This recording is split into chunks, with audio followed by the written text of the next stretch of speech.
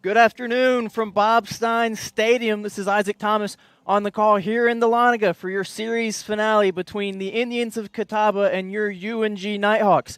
In the series that saw a 17-inning nail-biter eventually won by Catawba, UNG struck back yesterday with a 2-0 win after a complete game shutout by the starting pitcher Williams. Today, we will have Jay Pendley on the mound for your Nighthawks facing Ben Jilks for Catawba. Your starting lineups today, starting with the Catawba Indians, Joe Butts leading off and playing second base, Cameron Mills in the 2 spot, he'll be in center field, Luke Spiva at third in the lineup, he'll be playing left field, Dylan Wilkinson at the cleanup spot, he'll be playing first base, Zach Miller will be in the 5 hole, he'll be behind the plate for the Indians, Henderson Lentz in right field, Anthony Ponce will be your DH. Carlos Lara will bat 8th and will be playing the hot corner. And then Levi Perel to wrap it all up in the 9 spot. He will be the shortstop for the Catawba Indians today. And, of course, Ben Jilks on the mound. For your University of North Georgia Nighthawks, leadoff man Cruz Taylor will be playing center field this afternoon. Tim Conway will be in right field and batting second. Nick Levenstein will be your DH and batting third. Caleb Freeman behind the plate in the cleanup spot. Jake Arnold at first base. He'll be batting 5th. Riley Frost at shortstop in the 6th spot. Connor Frost in the 7 hole batting second base. Will Hardigree in the hot corner. He'll be batting 8th. And to wrap it all up, Justin Bailey will be playing in left field and batting 9th. And Jay Pendley will be on the mound. Sunday fun day for the Nighthawks. They come in averaging 11 runs on Sundays, 3-0 coming in. They hope to continue that success as we move forwards. Getting ready for the national anthem here at Lynn Cottrell Park. Some rain earlier in the day, but it's starting to clear up a little. Hopefully it will stay dry for the entire contest today. Lynn Cottrell Park, of course, hosting the baseball game. First pitch at 3 o'clock, as well as a softball doubleheader that will see your University of North Georgia Nighthawks face off against Bluefield State. First pitch there will be at 3 o'clock for Game 1 and 5 o'clock for Game 2. Little to no wind here at Levenstein Stadium. Of course, as always, a little bit above average size park. 320 down the lines, 365 in the corners, and 390 straight away center. Your Nighthawks have tied up the series 1-1 and look for yet another series win today. They've yet to lose a 3-game series thus far this season as they come in to the game this afternoon 8-4 overall throughout the season. 1-game winning streak, of course, as they begin to wrap up their 14-game homestand. Next weekend, you'll see them start conference play at Lander University. First pitch of that game will be 5 p.m. on Friday. And, of course, on Wednesday, they will host Southern Wesleyan University to wrap up the 14-game homestand. Your University of North Georgia softball team is preparing for first pitch right now. Walker McCrary is on the call for that one as we look forward to a fantastic end to this great series so far. The pitching for the Nighthawks has been outstanding as Cade Heil got the start on the bump on Friday, pitched 6 2/3, allowing only 1 run through those 6 2/3, struck out 6. And then, of course, Pierce Williams with the complete game shutout last night. 9 innings, 6 strikeouts, did not allow but only 5 hits throughout the whole game. Got into a little trouble in the 9th, allowing a couple base runners, but stayed in to wrap up his own mess and get them out of it. Jake Arnold with a great series so far, pitched 6 2/3 in the extra inning affair on Friday, struck out 12, the most by a UNG reliever all time. And then yesterday knocked in one of the 2 runs for the Nighthawks. As we will be back right after the anthem, first pitch coming up.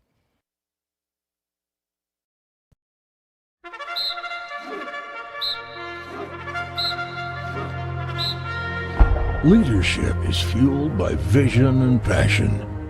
Leadership is service with empathy, creativity, and integrity. Leadership is seeking continuous improvement for yourself and your community. Since 1873, the University of North Georgia has prepared generations of civic, professional, and military leaders.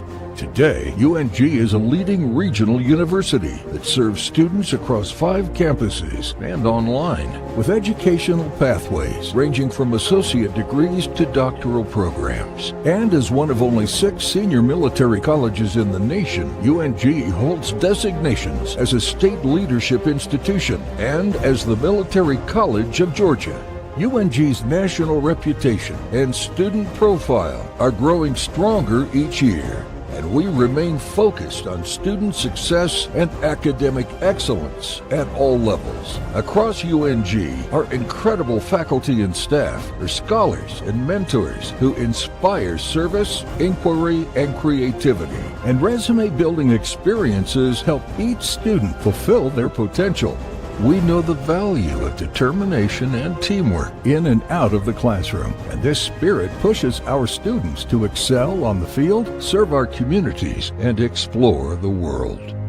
When the day is done, the real measure of our success lies in who our graduates become: outstanding leaders for a diverse and global society. The University of North Georgia.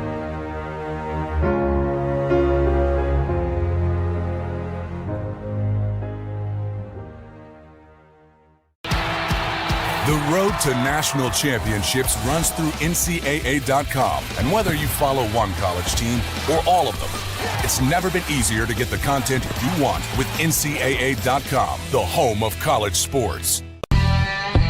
North Georgia basketball on the Nighthawk Sports Network is brought to you by the Smith House Country Store, Restaurant, and Hotel, the UNG Bookstore, Bryan Properties Commercial Real Estate, and Northeast Georgia Health System. Welcome back to the Nighthawk Sports Network as we prepare for first pitch. Your defensive alignment for the Nighthawks is Bailey in left, Taylor in center, Conway in right. And then when we get down to the infield, you have Hardigree playing in the hot corner, brothers Riley and Connor playing the middle infield. Jake Arnold will be at first. And then, of course, Jay Pendley will be on the bump, delivering to catcher Caleb Freeman. Coming into the day, Jay Pendley has made 3 starts, is 2-0 on the year, a 2.40 ERA, 15 innings pitched, 12 hits, 7 runs, only 4 of which were earned. Has walked 8, but has 9 strikeouts to go along with that. His last outing was last Sunday against Queens University, where he pitched 6 2/3, allowing 6 hits, 2 runs, and 2 walks, striking out 2 as the throwdown, and we prepare for the first pitch today on a muggy Sunday afternoon. Joe Butts will lead it off for Catawba. He is 2 for 11 so far on the series. Or pardon me, 3 for 11. He has forced 1 walk, though, thus far.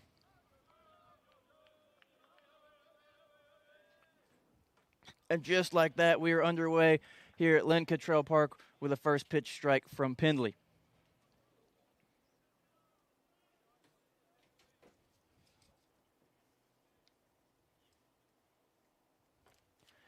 That one misses outside for a ball. Pendley, of course, has done consistently what every Nighthawk starter has been doing all season long, throwing strikes and getting far into the ball game. Not trying to strike people out, just get the ball put in play and let his defense do the rest, as that one misses low and away for ball 2.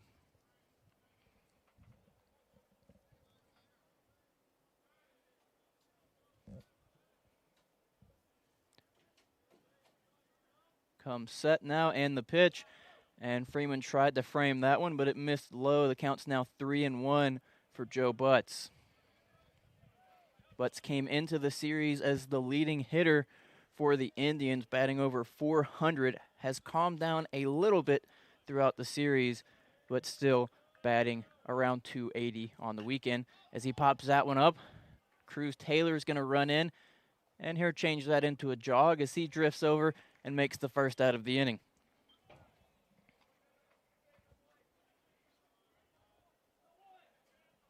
Cameron Mills will now come up to bat, playing center field today For the Indians, he started all 3 contests, but is only 3 for 8 as he's forced quite a few walks and was hit by one earlier on in the series. That one's in there for strike 1.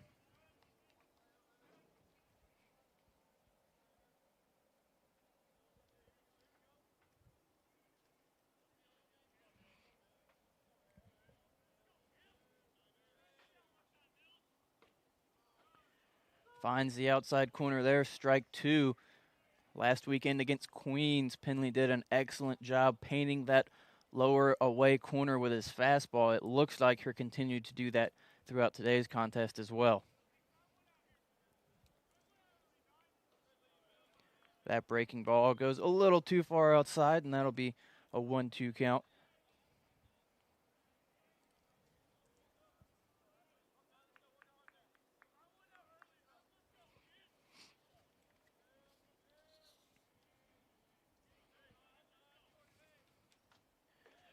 Misses low and outside with another breaking ball. The count's now even at 2-2.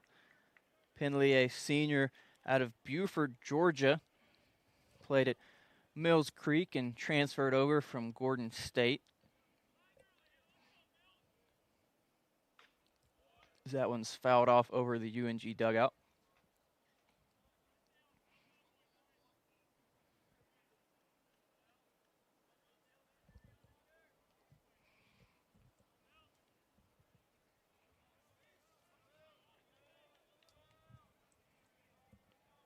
Here comes the 2-2 pitch. Tried to paint that outside corner with the breaking ball. Mills manages to hold back on that one, and your count will now be full.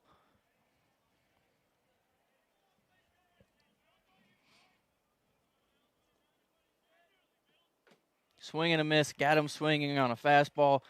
Just reared back and blew that one right by him, and there's now 2 down here in the top of the first inning for Luke Spiva.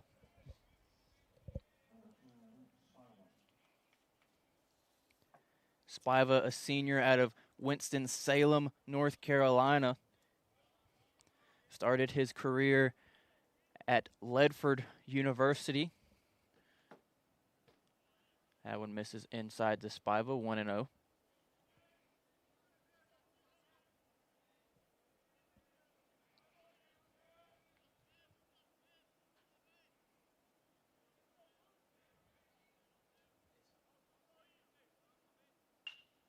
That one's off the handle. Grounded to Riley at short. Her make the clean play and the throw over to first, and it's a 1-2-3 inning. Cruz Taylor is up to bat to start off the bottom half of the inning here on the Nighthawks Sports Network. Before the house, before the office, the late nights and new bosses. Before the last hugs, the wins and the losses. Before building the team, before building yourself. The rise and grinds, all day, every days. Before the letter, before the dream, there was a kid who loved to play. If you have the talent and dedication to succeed in school and in sports, we'll provide the opportunity. Someone here at Circus Burger has been talking to the press, telling them that chicken is better than burgers. And I want to know who it is. Is it you, Bill? No, sir. Diane? Wasn't me. I know it wasn't Steve. He just started. You're doing a great job here, Steve. Yeah. I'm not big on pointing fingers, but it was definitely Bill. Whoa, it could literally be any one of us. Somebody did it, and I'm going to find out who. What is going on here?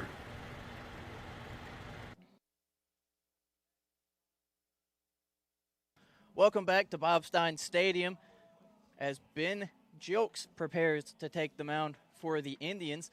The defensive alignment for Catawba is Spiva in left, Mills in center, Lentz in right. Laura will be playing in the hot corner yet again for Catawba. Perel at short, Butts at second, and Wilkinson will be making his first start of the series at first base. Jilks will be pitching to Miller behind the plate as he finishes his warm-up tosses, and we prepare to start the bottom half of the inning. Very effective top of the first for Jay Pendley as he forced a fly out, a strikeout, and a ground out. Cruz Taylor prepares to step in. Yesterday, Taylor forced a 13-pitch at-bat later on in the game.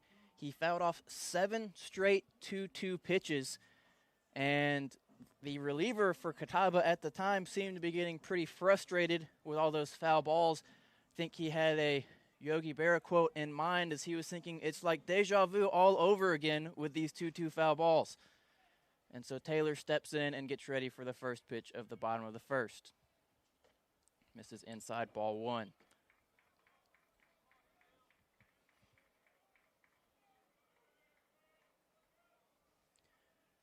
Your stat line on Jilks coming in. This is his 5th appearance, 3rd start as a check swing by Taylor there, and he fouls it off. He's 2-0 on the year, 2.40 ERA. He's pitched 15 innings, 12 hits, 7 runs, only 4 of which were earned, 8 walks, 9 strikeouts, and 2 hits batsman. So he has the tendency to get a little wild sometimes when he gets into trouble, and so it's important for the top of the order here to try to get on base and get him a little nervous. 2-1 count now to Cruz Taylor.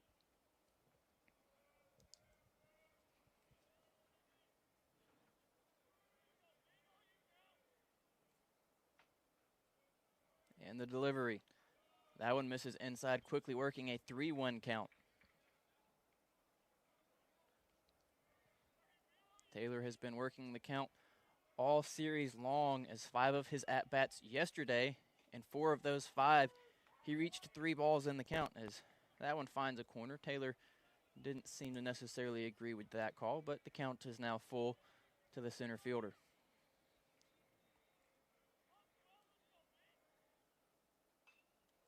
Fouls that one off, and we're due it all over again.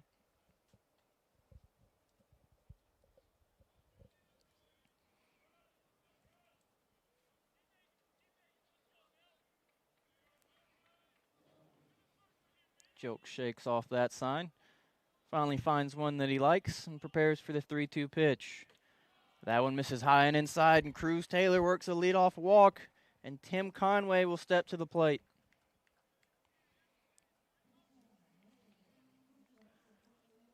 Tim is just looking to get going here this series. 2 for 11 with 4 strikeouts. I'm sure he'd like to turn his series around today. Taylor with a very big leadoff at first. He's got the speed to swipe a bag. So that breaking ball catches the corner, strike 1. Jokes does have a rather slow delivery to the plate, so if Taylor can time it just right, he should be able to get that second base bag. So 0-1. Finds that same corner with another breaking ball as Conway is quickly behind 0-2.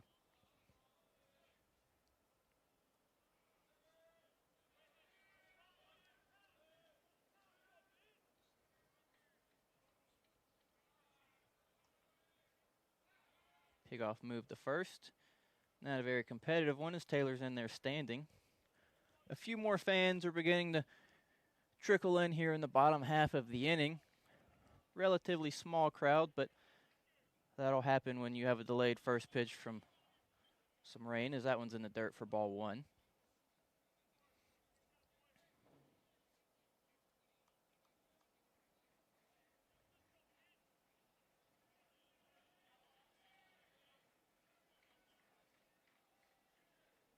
Look back to first, comes set and prepares for the 1-2 pitch. And Taylor's going to second, and that one's fouled off by Conway, so Cruz is going to have to make his way back to first as we're going to redo that 1-2 count. Looked like the hit and run was going as that breaking ball definitely looked to be out of the strike zone, but Conway threw the bat at it anyways.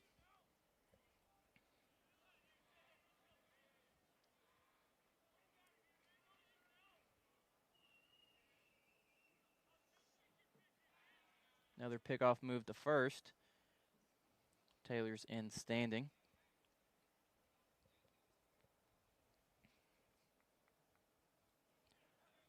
Levy, of course, is lurking on deck. He's had a monster series, but we'll get to that later as Taylor's stuck in no man's land on that pickoff move.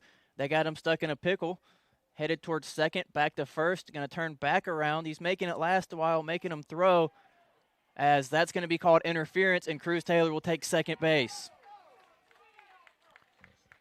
Jilks was in on the pickle trying to get Taylor out, and when he threw down the second, Taylor made a move back to first, but Jilks was in the base paths, and so caused Cruz Taylor to fall over, and that will be interference, and he'll take second base on a great job by Taylor staying alive on that. An untraditional way to get to second, but he's there nonetheless. The 1-2 pitch. That one's in the dirt. 2-2 now is your count. They always say on defense, when you get a runner in a pickle like that, you want to get him out on the first 3 throws, and they were already on the 5th or 6th as Taylor was doing a phenomenal job running back and forth between first and second base. The 2-2, that one misses high, full count.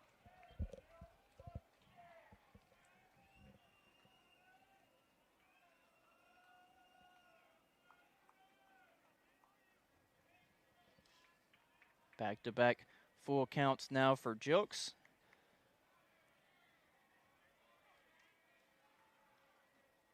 So he takes some time, gets his sign, comes set, and the delivery. And that one's ripped right to Laura at third. Here make the catch on the line drive, and that's out number 1. The UNG faithful next to the dugout over at first base take their hat off and do a little tip of the hat to Laura there as he made a nice play on that line drive. So there's one down now for Nick Levenstein.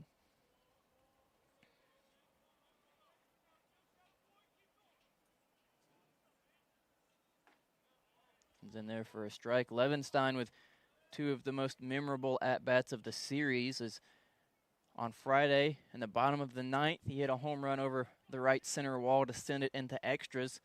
And then later on in the 14th inning, he hit one right off the top of that yellow on the wall, what would have been a walk-off home run, bounced back for a double as that one's inside for ball 1.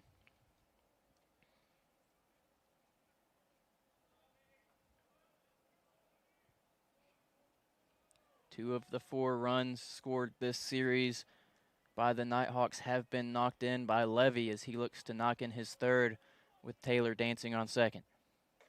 This is inside again, 2-1's your count.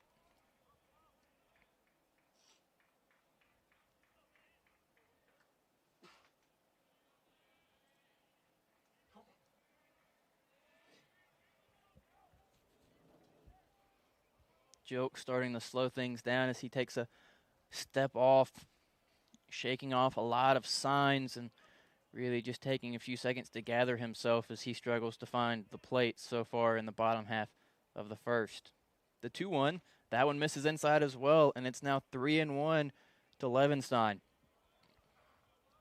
Levenstein has worked 3 walks on the season, as well as an intentional walk yesterday. Pickoff moved to second, and they almost got Taylor there leaning, but he manages to get his foot on the bag. Levy came up yesterday with runners on second and third, and first base was open, so they intentionally walked him. They had seen the damage he can do and didn't want to give him a chance to do it again as that one's fouled straight back.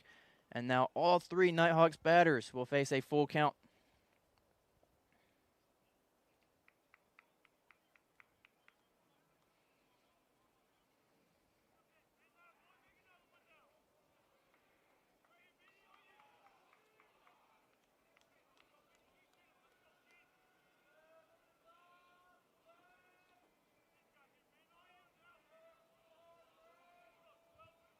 The 3-2 pitch. That one is hit straight up, but that one will drift out of play, and we'll do it all over again.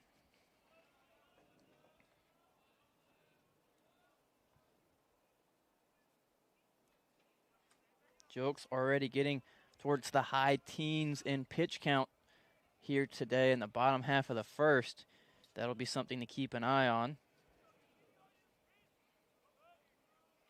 Look back to second. stepped off to throw over, but no one was near the bag as they're shifting Levy to pull. Shortstop Perrell is about 10 feet away from second base. He's cheating over now, though, in case Jilks wants to throw over again. The 3-2. Looked like it missed inside. Levy started his trot towards first, but gets rung up, and that's out number 2.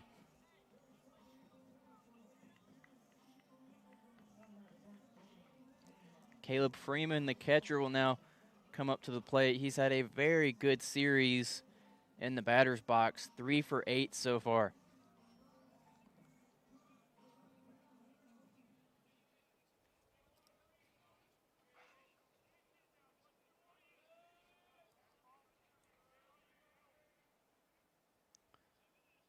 Swing and a miss on that one. 0-1 now, your count to Freeman. One thing UNG struggled with a lot last weekend against Queens University was leaving men on base, leaving over 20 men on base on the weekend, something that they looked to improve on this series. So that one's in there for strike 2. Taylor's done a great job getting in scoring position to start ball games, but they've struggled to knock them in. He did come home to score yesterday in the first, one of only 2 runs scored by the Nighthawks.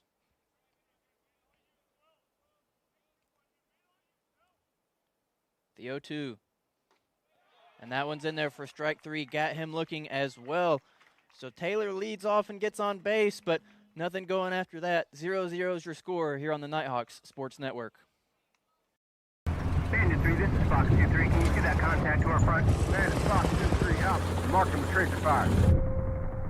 There are those who choose a different path in life. A path of selflessness, of service. A path that leads to freedom. Do you have what it takes? Find out at goarmy.com/warriors. The UNG Bookstore is the one-stop shop where students can get anything they need for the classroom and fans can find everything they need to support the Nighthawks, from shirts and jackets to car decals and tailgating chairs. Gear up at the Nighthawks Nest with officially licensed UNG merchandise. Be sure to shop in store to find the item of the week. Visit our stores in Dahlonega, Gainesville, Oconee, and Cumming, or check us out online at ungbookstore.com. The UNG Bookstore is a proud sponsor of North Georgia Athletics. Welcome back to Bobstein Stadium as Jay Pendley on the mound pitching his warm-up tosses. Here face Dylan Wilkinson, Zach Miller, and Henderson Lentz here in the top of the second. So they make a quick change. Catcher's geared up and ready to go as Freeman was the last batter in the bottom of the first. Here throw 2 warm-up pitches to Freeman, and then the throw down, and we'll be ready to start the top of the second. Dylan Wilkinson will be the batter to start. Only had 2 at-bats so far in the series. Came in late in the ball game on Friday. Got a sacrifice fly to knock in the second run and give the Indians a 2-0 lead at that point. And then pinch hit yesterday and drew a walk, I believe in the 17th. No, pardon me.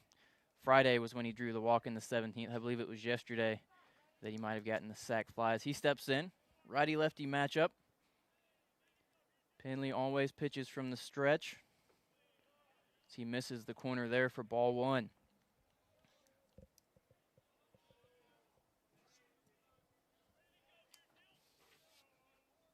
Coming set now in the pitch. That one misses for ball 2. Wilkinson, a senior out of High Point, North Carolina, transferred from USC Upstate. Bats lefty, throws righty, the 2-0. That one's in there for strike 1. Something we talked about yesterday. A lot of players, especially first basemen, you'll see bat from that left side, but still right side in the field. This is a swing and a miss. 2-2's your count.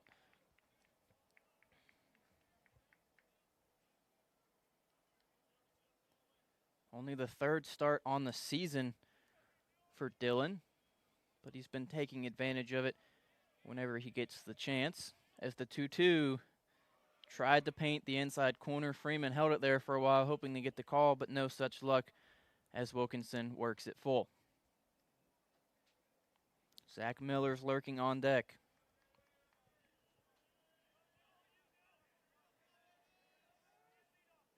Time's called by Wilkinson as he takes a breath and prepares for this full count pitch. Last thing you want to do if you're Penley is walk the leadoff batter. So that one's grounded to Riley at short. He'll make the play, Crow hop over, double clutch, and Arnold scoops that one for out number 1. Good play there by Arnold as that one took a hop, but he reached out and dug it from the dirt to beat Wilkinson as the catcher, Zach Miller's now up to the plate. Started in the 17-inning game on Friday. Got the day off yesterday. So that breaking ball can't find the plate. 1-0 is your count. Was 0 for 8 on Friday. So I'm sure he's trying to find the groove here in the series finale. The 1-0. Pretty pitch. Freeman held that one there for a second as well, but looks like it might have missed low perhaps as Penley falls behind 2-0.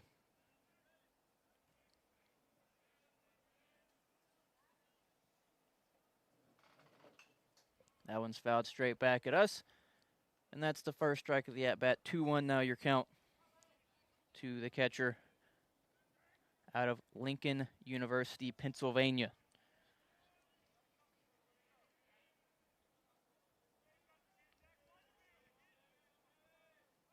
Here comes the 2-1. And he rips that one down the left field line, but luckily it's going to curve foul as he got all of that one hit up onto the hill in left field. If he keeps that one fair, it definitely would have been gone, but now it's just as good as a strike, and the count's even at 2-2.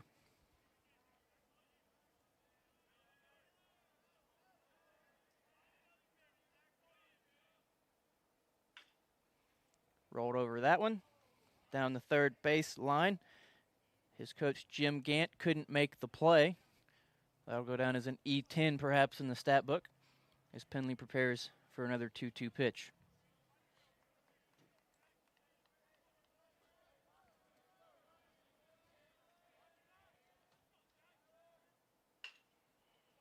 Another ground ball to Riley, fields it cleanly.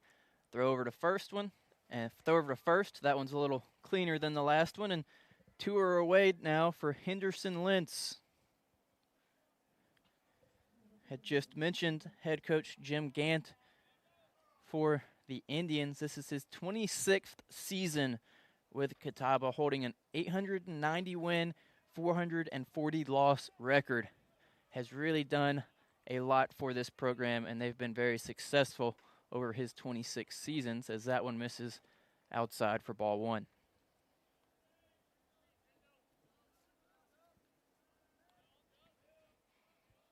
Coach Gant has coached Contrell by a few seasons, as showing bunt there is Lentz, but he pulls back and it found the zone, strike 1.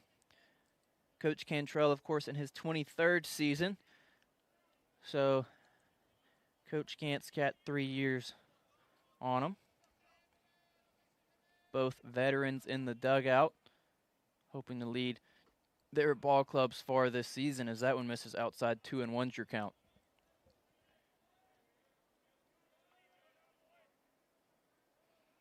Coach Cantrell, of course, assisted by Nick Palmer, Kane Keith, and Carter Boswell in the dugout. Swing and a miss, counts back to even 2-2. Haven't seen many breaking balls by Pendley, but he hasn't really had to go to that breaking ball as of yet, as his fastball is still blowing by all of the Catawba hitters. The 2-2. Barely got a piece of that one, fouled it over the third base dugout, and we'll try again here with a 2-2 count.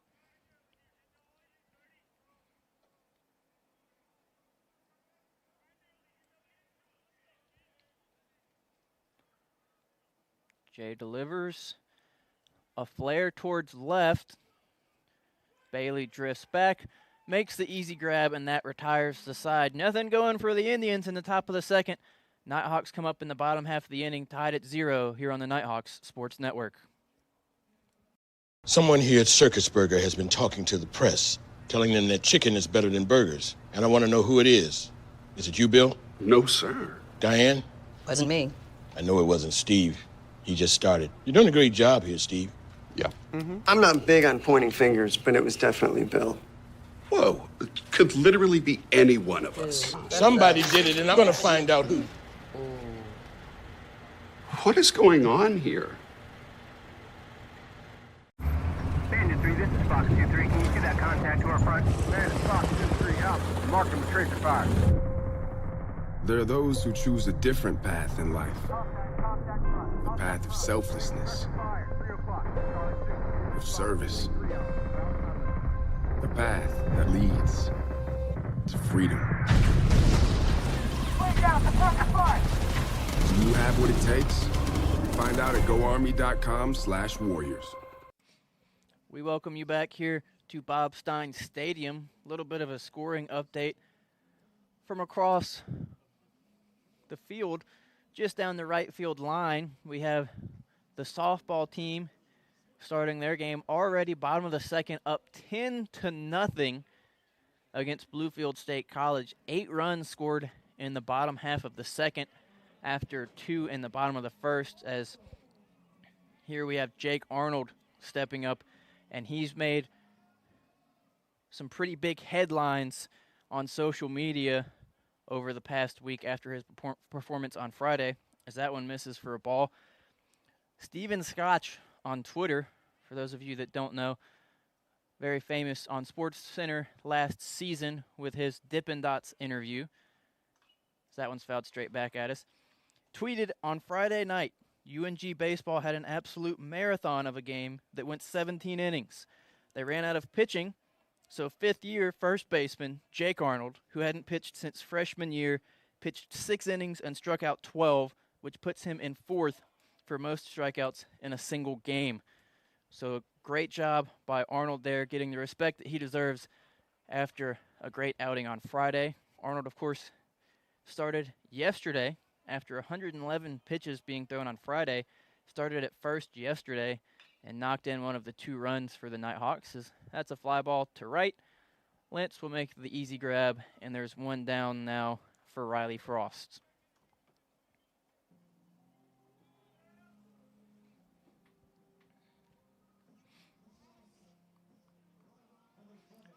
Riley Frost is 3 for 8 on the series.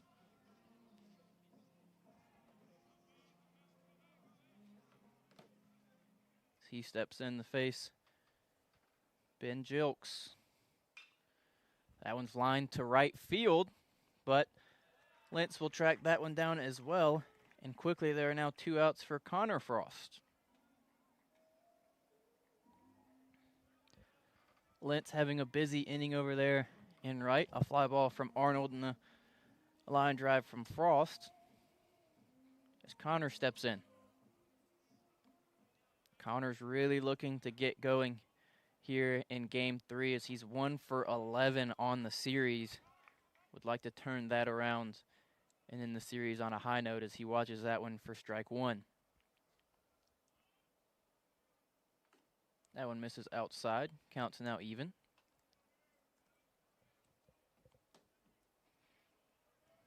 And the softball team has tacked on yet another run to take an 11-0 lead early on in the second inning.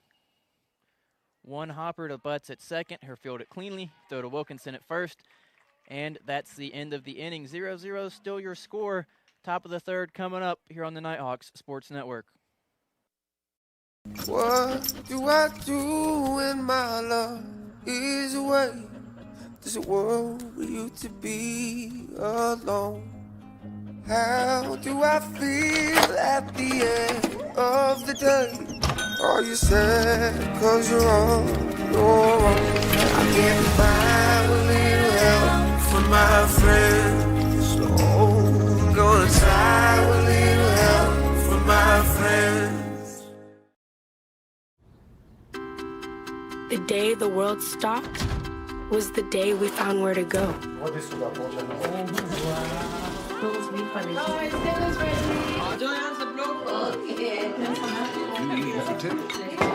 From now on, we're not going to leave anything on our plates because we've learned to savor the moments that were always there, and they never tasted this good.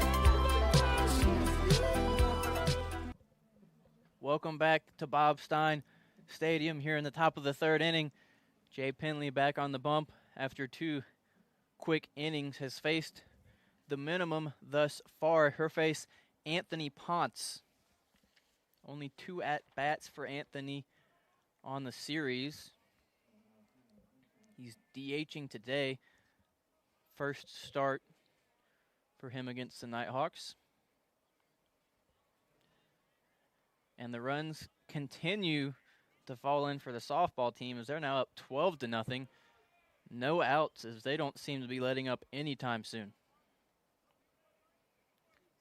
Strike 1 from Penley.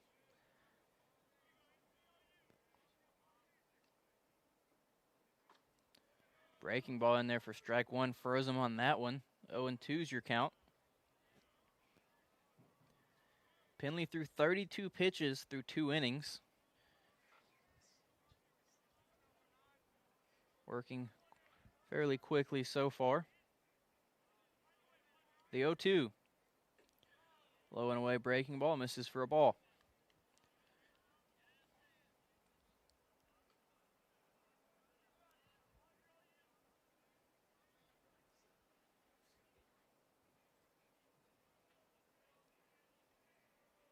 Penley looks in. Agrees on a pitch that he wants. And now delivers. Ground ball. Hardigree rushes in. Barehanded throw to first. Stretched by Arnold, but couldn't quite get it. Hardigree ran in as quickly as he could, made the barehanded play. Couldn't do it much better than that from either Hardigree or Arnold, as Arnold was essentially doing a split to catch that ball. But Ponce barely does beat it out by half a step. And now Levi Perel will come up after Anthony ruined the no-hit bid.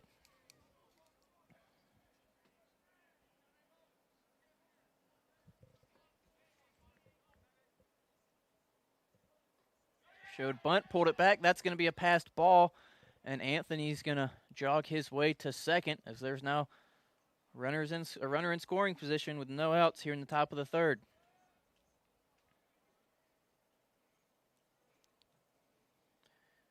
Maybe a mix-up in signals there as Freeman looked like that fastball handcuffed him. Maybe he was waiting on a breaking ball.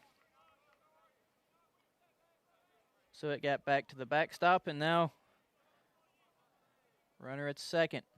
Showing bunt again is Laura, and that one's going to miss outside as Penley's quickly behind 2-0.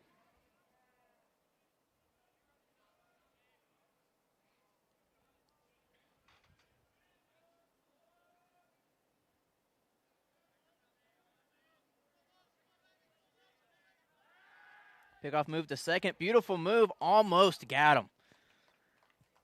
Connor made the catch and tagged him on his upper back. Kind of did a little bit of a flip over him afterwards, and it looks like they missed him by about an inch.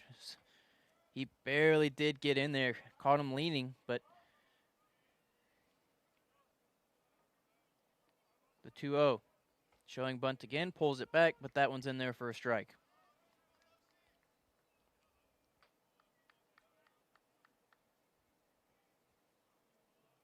After 2 low-scoring games to start, a 3-2 Catawba win on Friday and a 2-0 UNG win yesterday, the Indians are looking to score a run any way they can as they drop down that bunt, and it's going to little backspin on that one. Goes foul. The count's now even 2-2.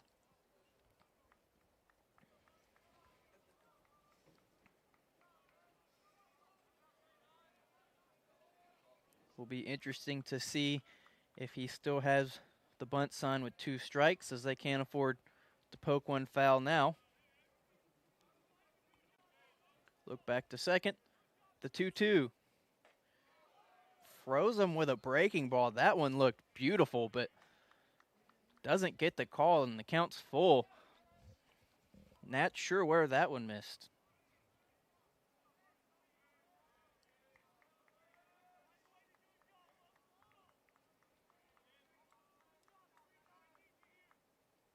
Swing and a miss. Got him with the fastball. And there's now one away for Levi Perrell. Probably should have had that strikeout a pitch before when he froze him with the curveball, but blew by a fastball and got the job done either way. As Perrell steps in, he's 1 for 8 so far this weekend. Watches that one for a late called strike.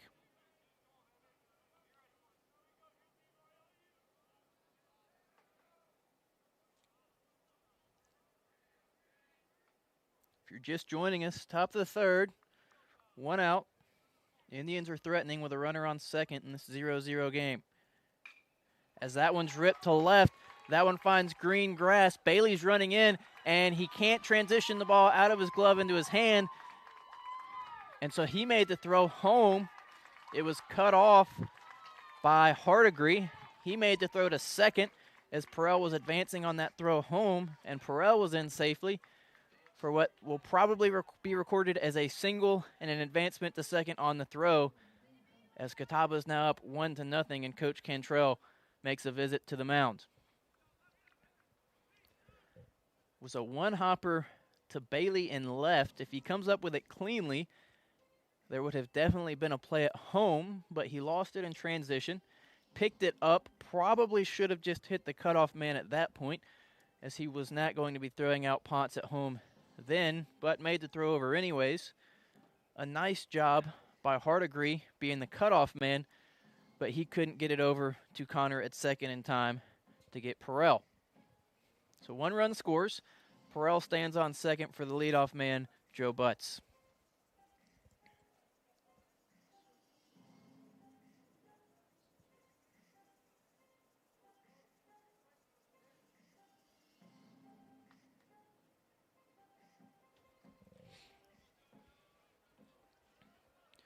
Butts flew out to Taylor his last time up.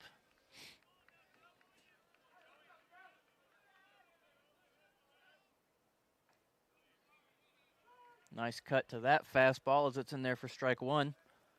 Still living on the outer third with that fastball. When he hits that spot, Catawba hasn't managed to do anything with it. It's when he's missed inside that they've made contact. As a look to second, no throw.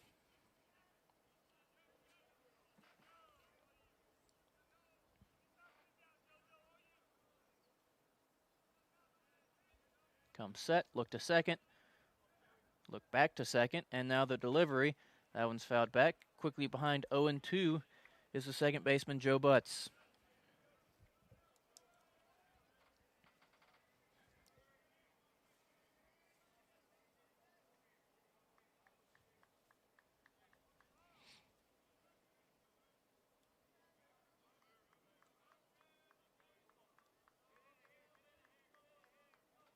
Jay shakes off a couple pitches, finds the one that he likes,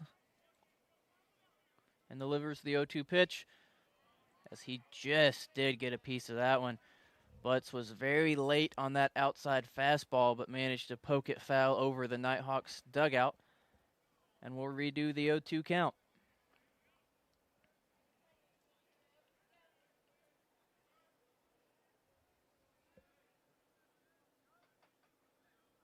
Butts, a senior out of Lexington, North Carolina. So look back to second. No throw. Has been giving pitchers fits all season long, getting on base and then not afraid to swipe second or even swipe third, as we saw yesterday.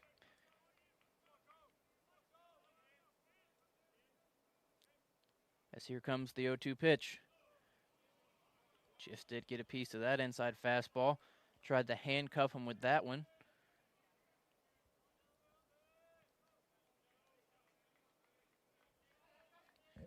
Slight wind starting to pick up.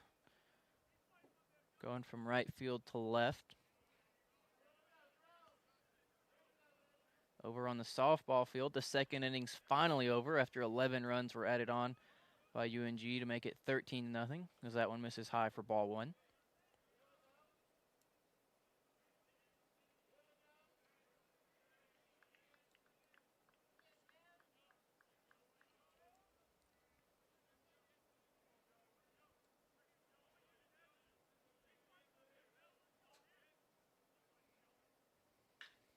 And that one's lifted to deep left. Running back is Bailey, but he won't get to that one, as that's a one out, 2-run home run by the leadoff man, Joe Butts.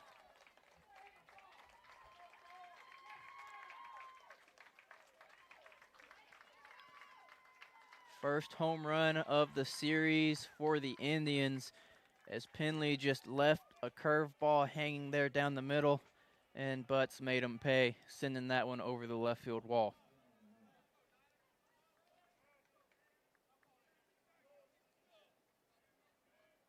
Cameron Mills will now step in. Catawba now leads 3-0 early on in this game. So that one misses low for ball one.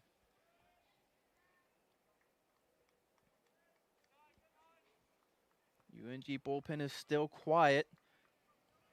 Looks like Penley's going to get a chance to try to find his rhythm again, as Mills shows bunt and pulls back, and that's ball two now. Quickly falling behind the center fielder who struck out his last time up.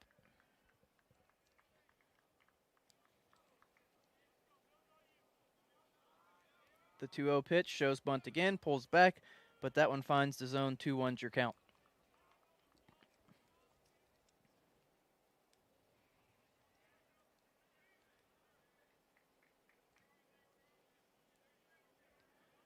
As action does begin now in the UNG bullpen. That one's fouled over the UNG dugout, counts even at 2-2. Nothing serious yet, as a catcher jogs out to the bullpen, and it looks like a pitcher jogs out to do some stretching.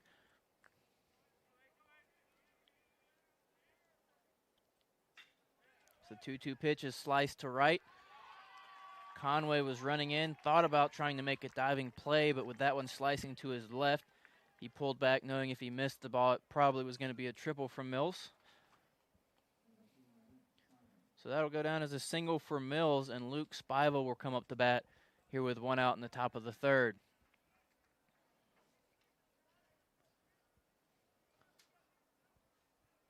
Spiva grounded out to Riley his last time up, and that's exactly what Jay's going to be looking for here, trying to get that double play. Beautiful pitch, and yet again doesn't get that inside call to the lefty. Spiva's crowding the plate with his toes on that white line in the batter's box, daring him to throw inside. This pickoff move to first is nothing there, and Penley prepares to throw the 1-0 pitch.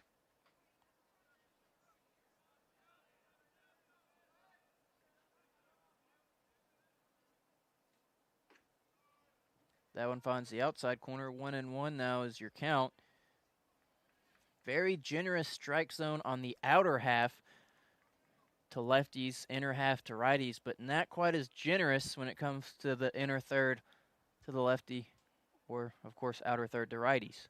That'll be something to keep an eye on throughout this game, as that one's in that inner third to Spiva, and called a ball. 2-1 now is your count. He's crowding the plate so much in that left-handed batter's box that it's pretty difficult to get a pitch in there as a ball that doesn't hit him. So count's now even at 2-2 on that outside pitch. So anything inside that doesn't hit Spiva is pretty close to the strike zone, but so far the 2 times Penley's went in there, he hasn't gotten any sort of a call.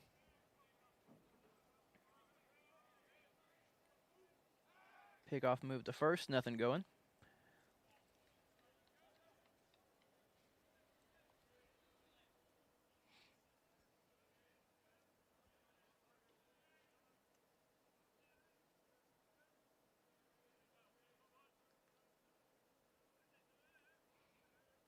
Another pickoff move got him leaning, but they couldn't quite get the tag on him in time. Penley has a very quick pickoff move.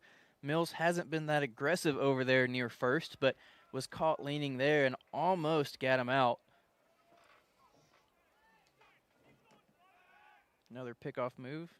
No luck yet again. Penley has picked off a few runners as he got out of a bases-loaded jam last week by picking off the man at second.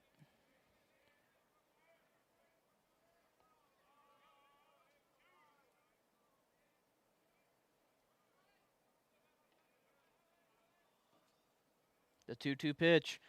Got him swinging. Painted that outside corner again with the fastball. And one more out to get for Penley to get out of this unfortunate top of the third inning. Wilkinson will step back up to the plate. He grounded out to Riley last inning.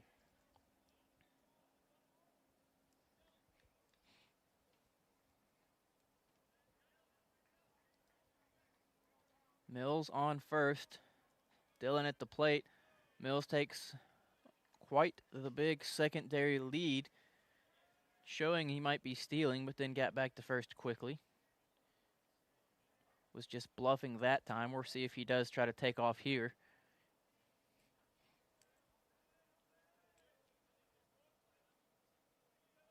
The 1-0. Swing and a miss. Low and inside fastball. Wilkinson looks back, asks the home plate umpire, would that have been a strike if I didn't swing at it? Umpire politely gives him the head nod. Yes, that was on the inner half. It's the 1-1 pitch. Taken the other way, foul. Up towards the parking behind the third base dugout. If I go back to my car later with a busted window, I'll know who to blame. As Penley prepares for the 1-2 pitch. But her throw over to first before the pitch. Nothing going again, just trying to keep Cameron honest.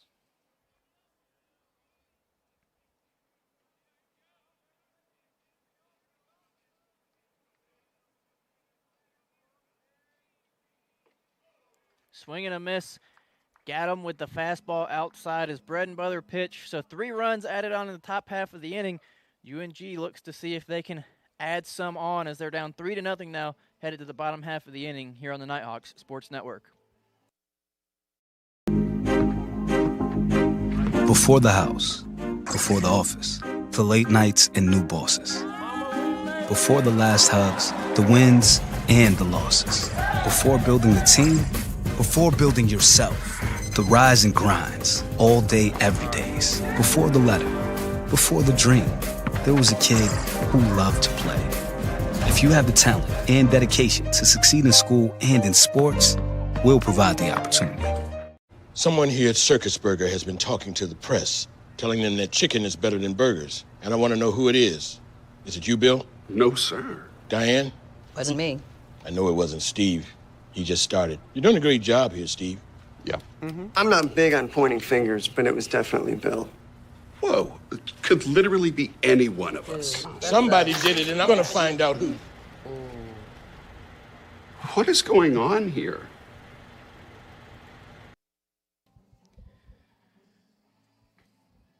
Will Hardigree prepares to come to the plate in the bottom half of the third here for the Nighthawks.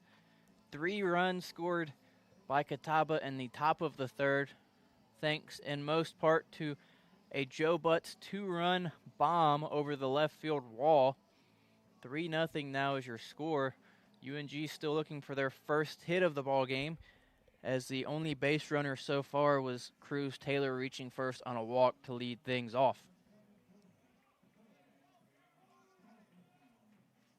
Hardigree steps to the plate. Hasn't seen much action this weekend. He's 0 for 3 thus far.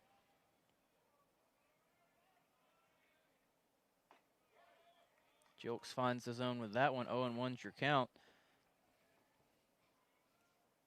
Jilks and Penley both always work from the stretch. Never work from the windup, even with bases cleared. As that's a foul ball by Hardigree, quickly behind 0-2. Something we've seen from a few pitchers so far this series as they try to keep their motion consistent, whether there's runners on or not. The 0-2 pitch, breaking ball, can't find the zone. 1-2 now is your count.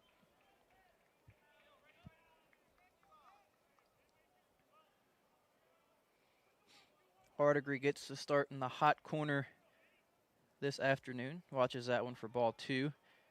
So far has done a great job. One of the hardest positions to play on the diamonds. Always have to be on your toes. Counts even, 2-2. And he rips that one to the hot corner. Diving stop by Lara. Throw to first, beats him by half a step. One away. Hardigree tried to find that 5-6 hole, but Laura read it off the bat, made a diving stop. Quarter spin throw to Wilkinson at first and beat him by half a step as Justin Bailey will now step to the plate.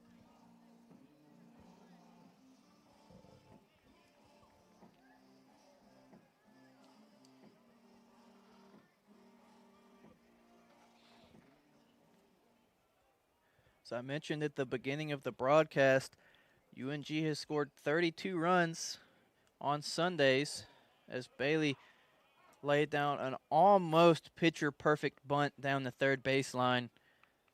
But the catcher Miller made the veteran move of waiting it out, and it just did roll foul.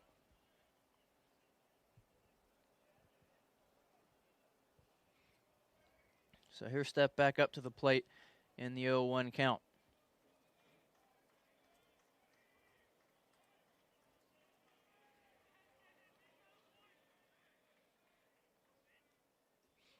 That one misses low and away for ball 1. That bunt reminded me of one by Amos Otis back in the 90s when he had a perfect bunt down the third baseline, and third baseman Lenny Randall blew it literally out of play for a foul ball. I thought that the catcher Miller might have to do that with that bunt laid down there by Bailey, but maybe hit a turf seat or two and changed direction and rolled foul as Bailey's now behind 1-2.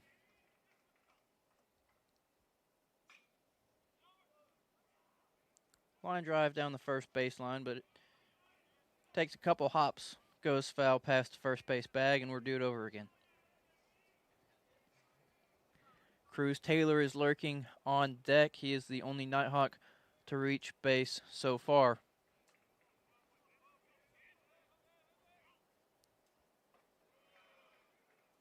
That one misses inside. Bailey started walking the first. He said it hit me in the arm.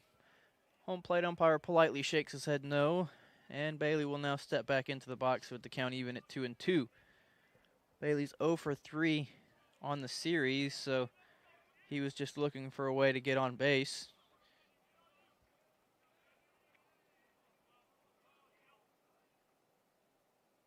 That one misses outside. Count's now full.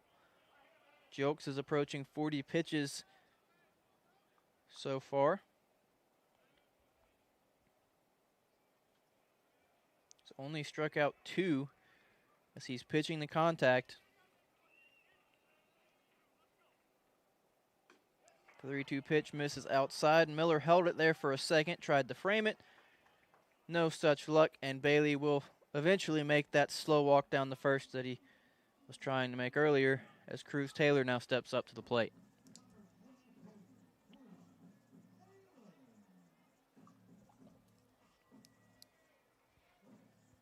Taylor walked to start the game, but never made it past first base.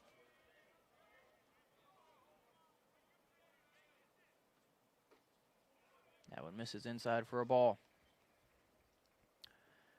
Miller's going to head to the mound, try to calm down Jokes as he just finished walking Bailey and started off Taylor with a ball, so trying to make sure he can find the zone. When you have a 3-0 lead, you don't want to give away anything. You just want to throw strikes and try to make them get back in it themselves.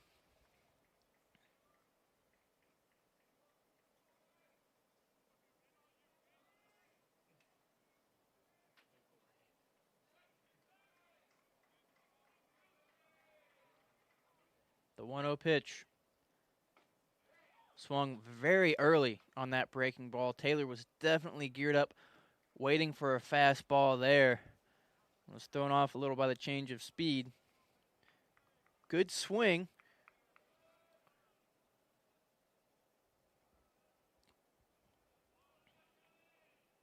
One and one's your count. Another breaking ball. Looks like it threw him off a little bit again there, as Taylor quickly falls behind 1-2.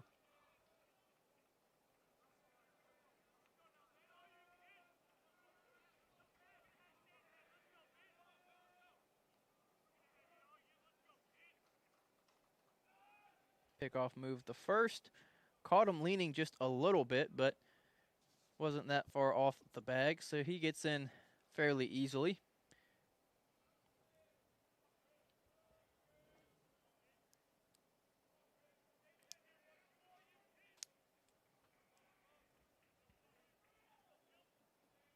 Another throwback to first. Got him leaning that time. Might have gotten him out, but a lucky call for Bailey as they called him safe there. Looked from here that he did not get in time after a quick tag by Wilkinson, and Wilkinson wasn't too happy with the call either.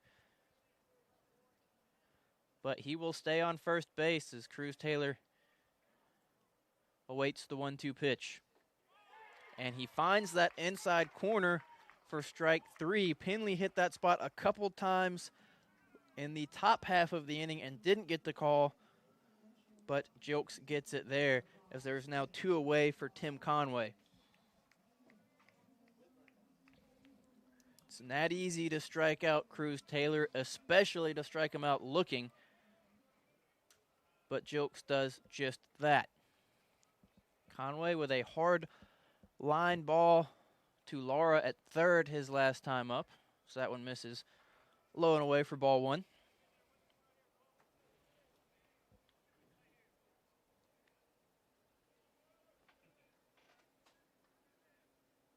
Conway, the redshirt junior from Decatur, Georgia. Pickoff move to first. Nothing going. Wilkinson will throw the ball back over. And we'll await the 1-0 pitch. Swing and a miss on that one. Looked like that one was something a little off speed, slower than most of his pitches. Conway out in front on it. Counts now even.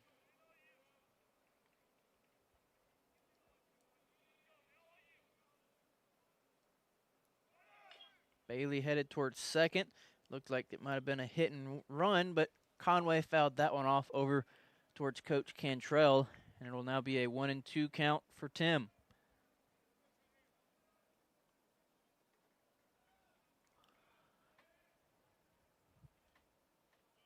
Levy is lurking on deck, and you know Catawba does not want to face him here in the third with runners on. Bailey's going again. Throw down, safe. The throw beat him, but a late tag by the shortstop Perel and a beautiful slide by Bailey. And here get the stolen base, and Coach Gant is going to come out and talk about that one. Stopping at the third baseline, wanting to discuss it with the field umpires. It was a close call. Looked from here like he barely slid in under the tag. Of course, a little bit of bias up here in the booth, but Coach Gant will politely walk back into the dugout after an explanation. And Nick Levenstein still lurking on deck. 2-2 count. As Tim Conway looks to get something going here for the Nighthawks.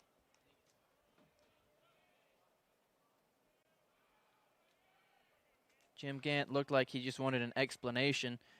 Didn't come out quite like Bobby Cox used to, red in the face. As that one's in there, strike three, swing and a miss. That's the end of 3 innings. Nothing going for the Nighthawks. We'll see if they can get something going in the 4th here on the Nighthawks Sports Network. Bandit 3, this is Fox 2-3. Can you see that contact to our front? Bandit Fox 2-3, out. Mark him with tracer fire. There are those who choose a different path in life. A path of selflessness, of service. A path that leads to freedom. Do you have what it takes? Find out at goarmy.com/warriors. The UNG Bookstore is the one-stop shop where students can get anything they need for the classroom and fans can find everything they need to support the Nighthawks, from shirts and jackets to car decals and tailgating chairs. Gear up at the Nighthawks desk with officially licensed UNG merchandise. Be sure to shop in store to find the item of the week. Visit our stores in Dahlonega, Gainesville, Oconee, and Cumming, or check us out online at ungbookstore.com.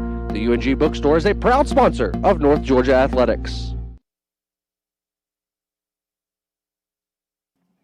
Welcome back here on the Nighthawks Sports Network as Jay Penley made the trot back out to the mound. Here face Zach Miller here in the top of the 4th. 3 runs scored by Catawba in the top of the 3rd. UNG still looking for their first hit of the game as they trail 3-0.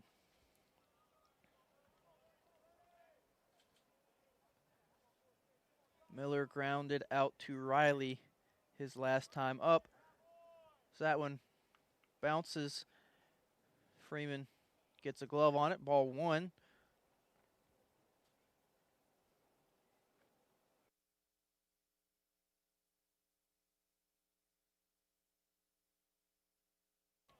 One misses low and away. 2-0's your count now.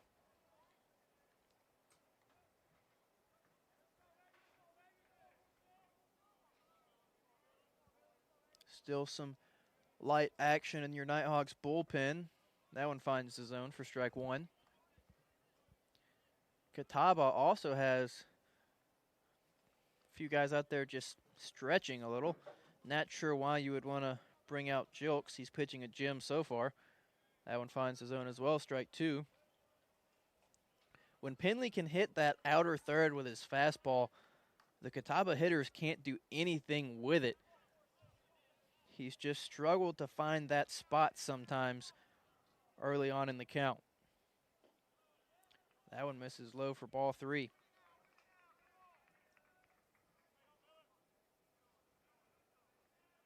Henderson Lentz is lurking on deck.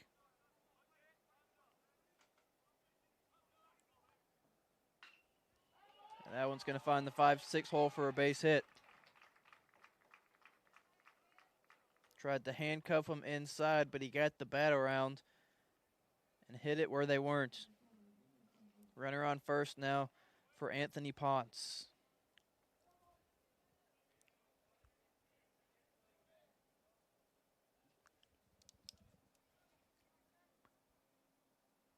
Pardon me, Anthony Ponce on deck. Henderson Lentz is up to bat.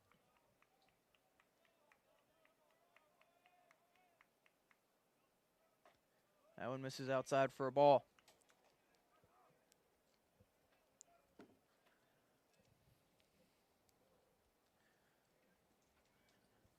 Miller on first, only taking about a step lead, is not the fastest catcher in the world. That one misses inside.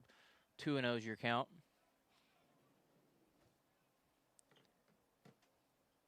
You never really see a catcher try to swipe a bag anyways, but you most definitely won't see Miller try to swipe one here, most likely. Misses outside, quickly behind 3-0 as Penley is just trying to find the zone.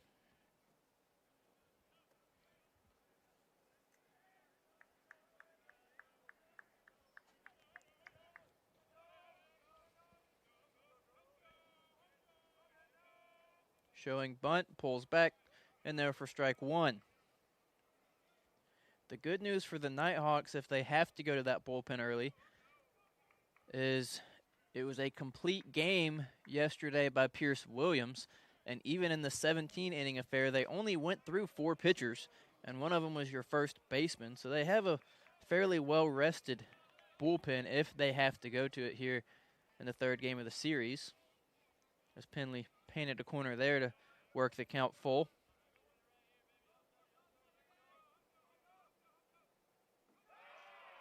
That one missed low. Walks him. No outs now. Runners on first and second after walking Henderson Lentz. And now Anthony Ponce will step to the plate. Base hit his first time up in the 3rd. Went on and scored on a Levi Perrell single.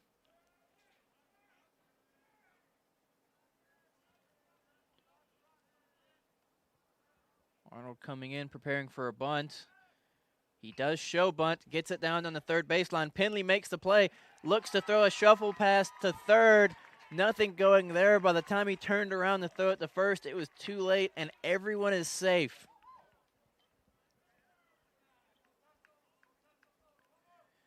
It was a good bunt by Ponce. Penley fielded it down the 3rd baseline, close enough that he thought he would have a play throwing to Hardegree to get the lead runner. Went to throw a little shuffle pass, saw that he wouldn't get him. By the time he turned his head to throw to 1st, the speedy Anthony Ponce was already 2 steps away.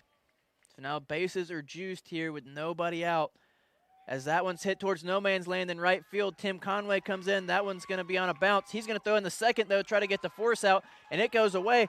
The ball trails towards 3rd, and no one's there to pick it up.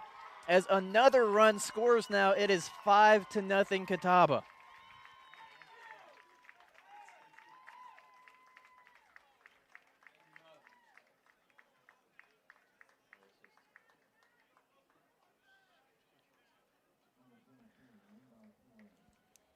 So Lara just put the bat on the ball, hit it in no man's land towards right on a flare, as Coach Cantrell walks out to the mound, and that could be the end of the day for Penley.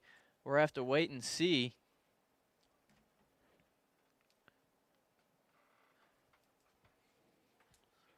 There has been some work in the Nighthawks bullpen, but it has been very light work.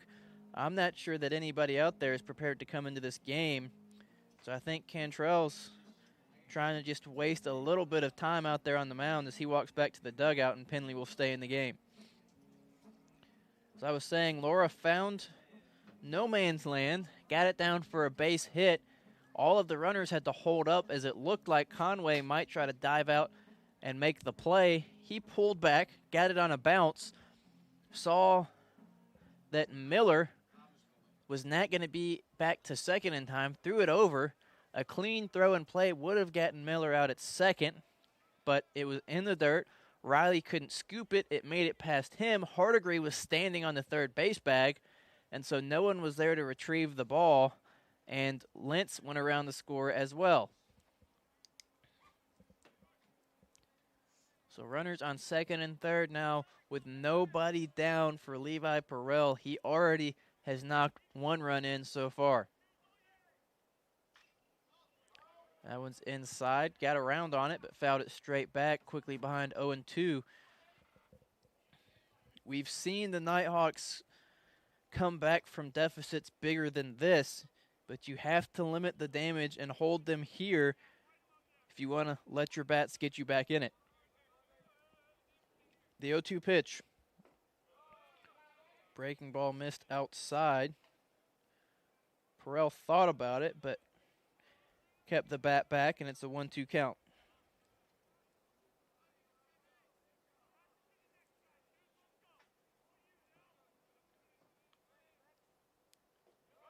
That one misses low and outside as well.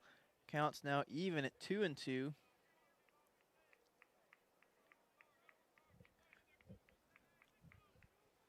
As there's still someone standing out there on the mound in the Nighthawks bullpen, but not throwing.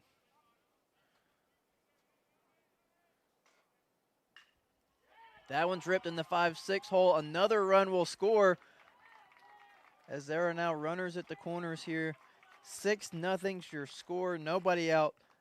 Top of the fourth inning as they turn the lineup over for Joe Butts, who had a 2-run bomb his last time up, and Penley's not going to get the chance to see him again as Coach Cantrell is going to go out there and he's going to be making a pitching change. So that's a call to the bullpen here in the top of the fourth. 6-0 is your score. We'll let you know who's coming in right after this on the Nighthawks Sports Network. Someone here at Circus Burger has been talking to the press, telling them that chicken is better than burgers. And I want to know who it is. Is it you, Bill? No, sir. Diane? Wasn't me. I know it wasn't Steve. He just started. You're doing a great job here, Steve. Yeah. I'm not big on pointing fingers, but it was definitely Bill. Whoa, it could literally be any one of us. Somebody did it, and I'm going to find out who. What is going on here? Bandit 3, this is Fox 2-3. Can you see that contact to our front? Man, it's Fox 2-3 out. Mark him with tracer fire. There are those who choose a different path in life. The path of selflessness, of service. The path that leads to freedom. Do you have what it takes? Find out at goarmy.com/warriors. Zach Green will take the mound for the Nighthawks. This is his 8th appearance already on the season. Pitched 7 1/3 innings, 2.45 ERA, 0-1 on the year. He's allowed 4 hits, 2 runs, both of which were earned. Has walked 5, struck out 5, and hit 1 batter. But batters are only batting .167 against him, so when he can throw strikes, he gets the job done from the left side of the mound. Her faced the leadoff man Joe Butts, who hit that 2-run home run his last time up. Joe Butts is a traditional single-double hitter. Doesn't really have the most amount of pop, doesn't try to hit him out. Game reminds me a lot of the Georgia native Ty Cobb, who just got up there making contact, trying to get a base hit.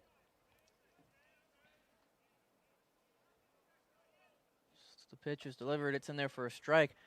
Of course, showing he does have pop if he wants to. Just like Cobb when he was questioned on why he can't hit home runs. Cobb decided to hit 5 home runs in his next 2 games. Hopefully that's not what's about to happen from Butts, as Green tries to get out of a rough inning here in the top of the 4th. Nice breaking ball. He was swinging for that second home run, but didn't get a hold of it, and he's quickly behind 0-2.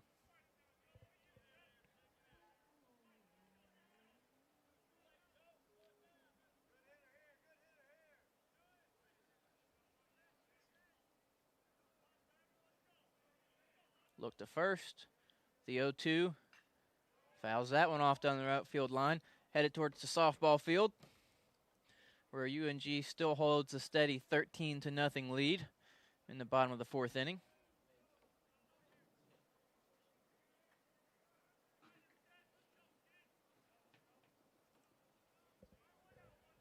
The 0-2 pitch.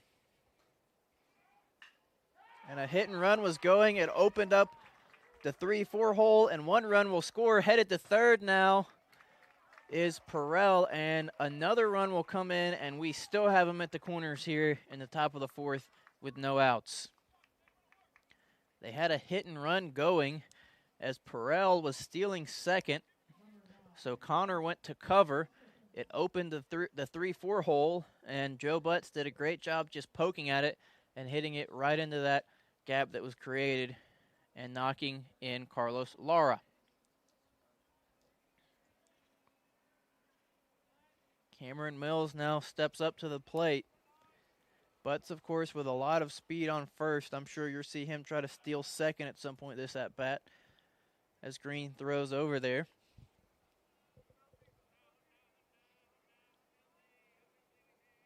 Double barrel action now, and the Nighthawks bullpen is there just trying to find a way to get an out here. 4 runs have scored in the top of the inning. Still nobody out, and Catawba is still threatening with runners at the corners.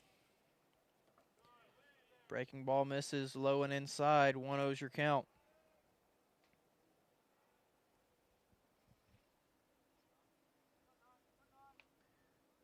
Green, of course, a redshirt freshman out of Gainesville. Transfer from Louisiana Tech. Played high school ball at Mills Creek.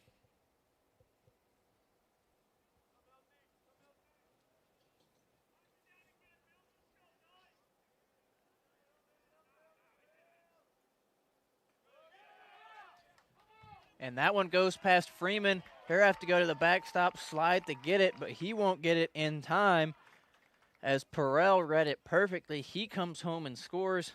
Butts advances to second, and another run is tacked on here for Catawba. 8-0 now is your score. We'll wait and see if that's listed as a wild pitch or a passed ball.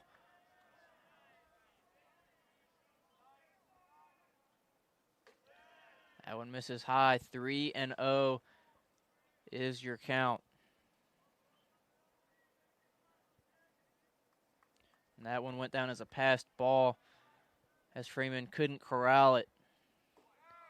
Misses low and inside again. Ball four. Another walk for the Nighthawks. And that will bring up Luke Spiva.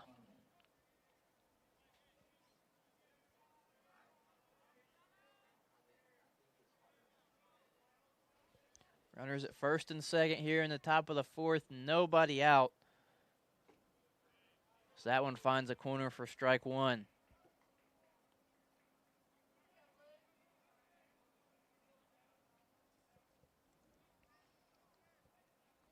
Green looks in, gets the signal, looks back to second for a second, turns over there, fakes a little toss,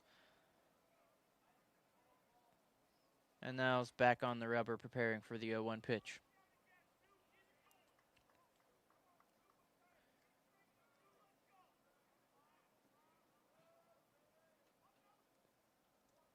Showing bunt is Spiva, but pulls back as that one misses low and away. The count's now even at 1-1.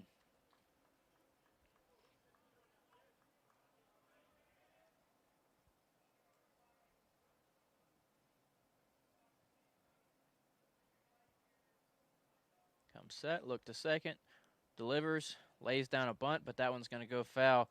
Count's now 1-2. We will see if Spiva still has the bunt sign with 2 strikes.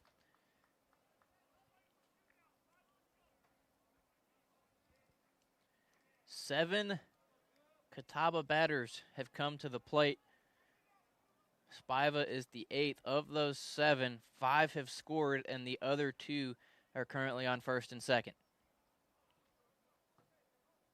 The 1-2 pitch. Breaking ball. Freeman does a great job getting his glove in front of that one, as that looked like it might have a chance to advance Butts and Mills, but he keeps it in front of him. Count's now even at 2-2.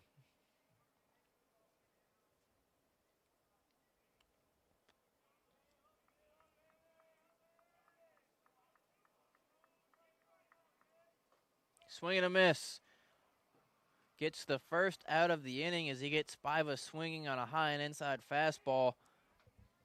One is down now for Dylan Wilkinson, the 9th batter to hit this inning for Catawba.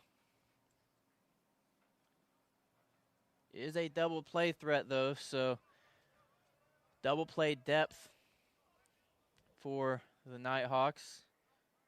Arnold playing almost back in the grass, trying to respect the lefty power as that one's hit down the left field line. It's going to continue to curve out of play foul.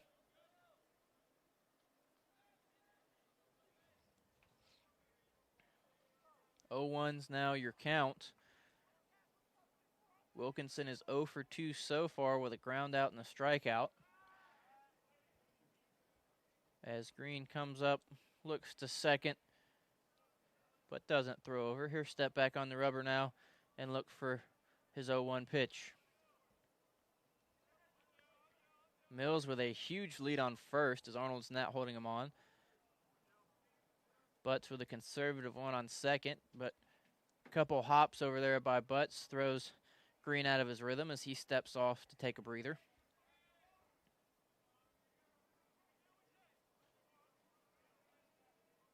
Now the 0-1. Fouled straight back. Head of the count, 0-2 now is Green.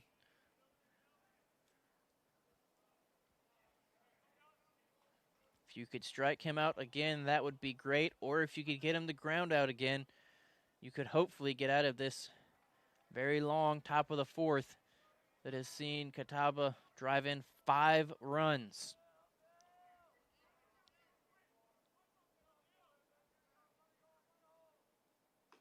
Breaking ball misses outside, 1-2 is your count. Looked like he was trying to keep that one in the zone, try to get Wilkinson to roll over it, but no such luck.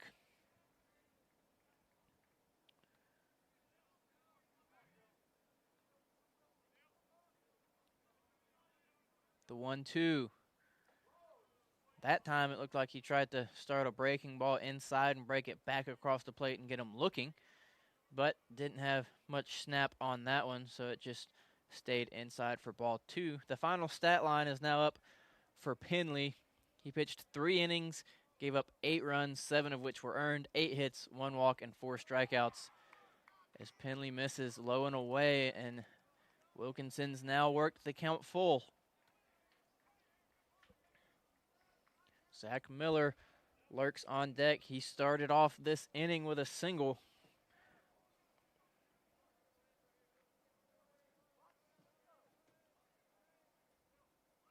Both runners are going. Struck him out, throw to third. An untraditional double play, but a double play nonetheless. As Green strikes out Wilkinson, and the throw down to third gets butt stealing. 5 runs were added on. UNG trails 8-0 here on the Nighthawks Sports Network. What do I do when my love is away?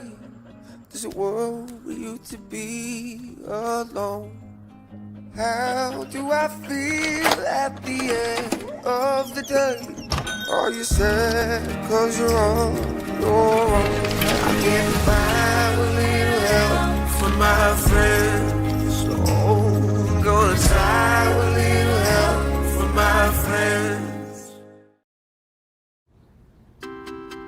The day the world stopped was the day we found where to go.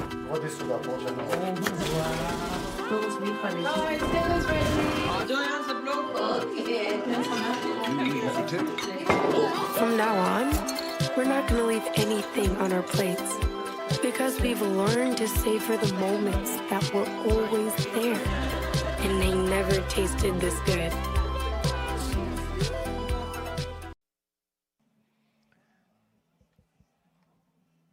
UNG finally got out of a long top of the fourth with a good old strike him out, throw him out. Butts was trying to take third. They froze Wilkinson with the breaking ball, and a good throw by Freeman got Butts out at third to end the inning. Catawba with an 8-0 lead now as we are halfway home.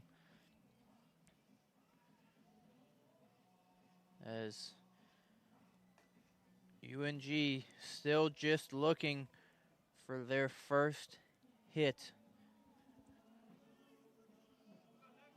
And Nick Levenstein will be the one to try to make that happen.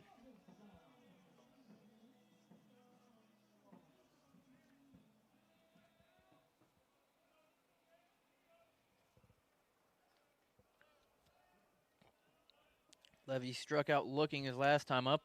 Watches that breaking ball in there for strike 1.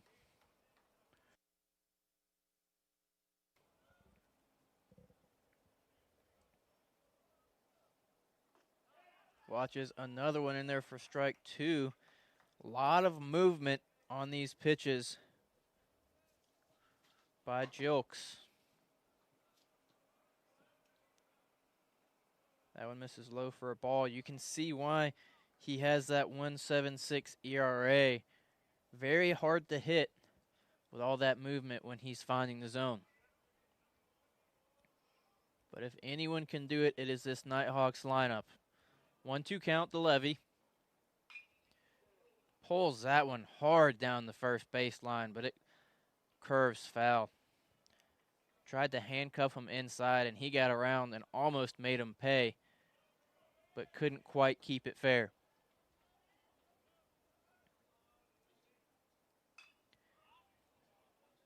After going inside on the last pitch, he goes outside there.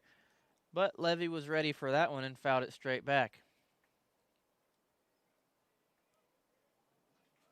It's when you know a pitcher's pitching well, when he can go from inside to outside, back-to-back pitches or high and low.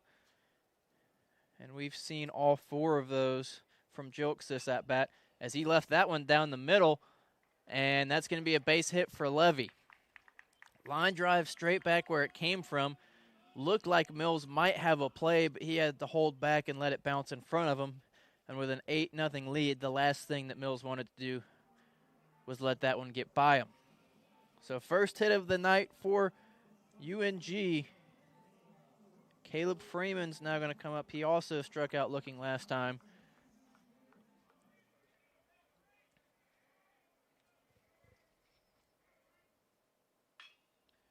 Grounded down the first baseline, foul. As I said earlier, Jilks always pitches from the stretch, but this will be the first time he pitches from the stretch with a runner on. Does have a little bit of a slow delivery to the plate. He did allow one runner to get on as Cruz got on in the first. That one's in there for a strike. Probably won't see Levy try to steal a bag, but if he times him up just right and gets a good jump, who knows?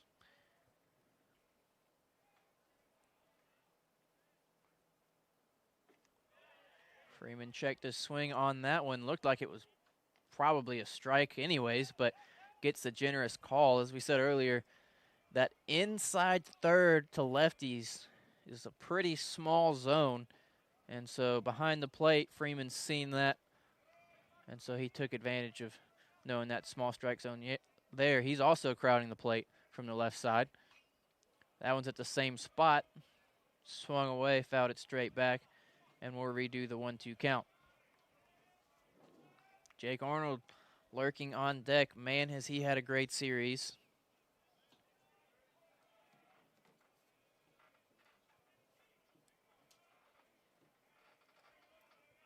The 1-2 pitch.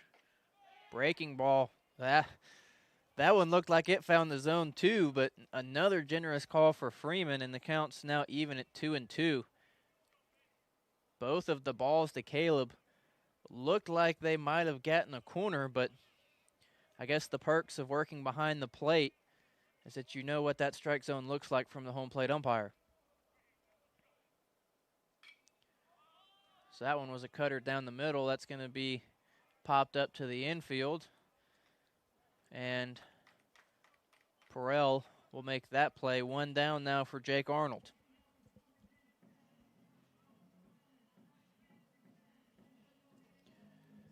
And there will be a mound visit made now by Coach Gant.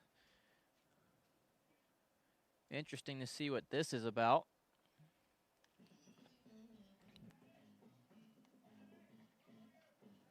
There is action in the Indians' bullpen.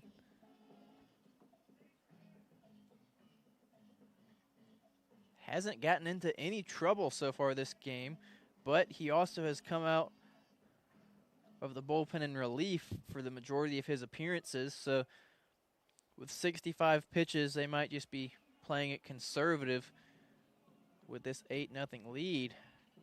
While the Nighthawks bullpen is healthy and rested, the Catawba's bullpen is not. They pitched 6 on Friday and 6 on Saturday. So just about everybody has seen the mound so far for Catawba. So it would be nice if UNG could get a couple of those bullpen arms back out there. Maybe try to slowly chip away at this 8-0 deficit, as that one's in there for strike one.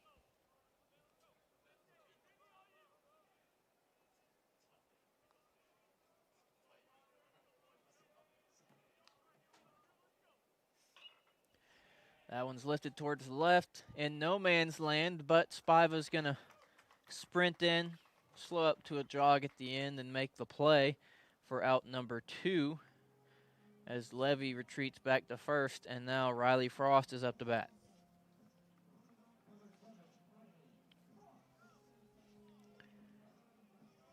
He took one the other way last time, lined it out to Lentz and right.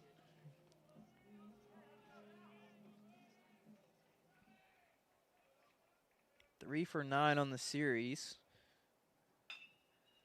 As a hard hit ball, but right to the shortstop Perel. Good contact, but just going right to the defenders. 8-0 your score after 4. Nighthawks trail here on the Nighthawks Sports Network. Bandit 3, this is Fox 2-3. Can you see that contact to our front? Man, it's Fox 2-3 out. Mark them with tracer fire. There are those who choose a different path in life. A path of selflessness, of service. A path that leads to freedom. Do you have what it takes? Find out at goarmy.com/warriors. The UNG Bookstore is the one-stop shop where students can get anything they need for the classroom and fans can find everything they need to support the Nighthawks, from shirts and jackets to car decals and tailgating chairs. Gear up at the Nighthawks desk with officially licensed UNG merchandise. Be sure to shop in store to find the item of the week. Visit our stores in Dahlonega, Gainesville, Oconee, and Cumming, or check us out online at ungbookstore.com. The UNG Bookstore is a proud sponsor of North Georgia Athletics. And UNG will go to the bullpen yet again to bring in Eddie Gladys for some long relief. Gladys has pitched 3 times so far this year. This is his 4th appearance. 4 2/3 inning, a 9.64 ERA, 6 hits, 5 runs, all of which were earned, 4 walks, 4 strikeouts, and has allowed 1 home run. He is going to face Zach Miller for the Indians. The 4th inning saw Catawba bat all the way around. Every batter in the lineup came to the plate, and it was all started off by Zach Miller's single in the 5-6 hole, just like that. Base hit, Zach Miller finds that 5-6 hole yet again, and there's now a runner on first. Nobody out for Henderson Lentz.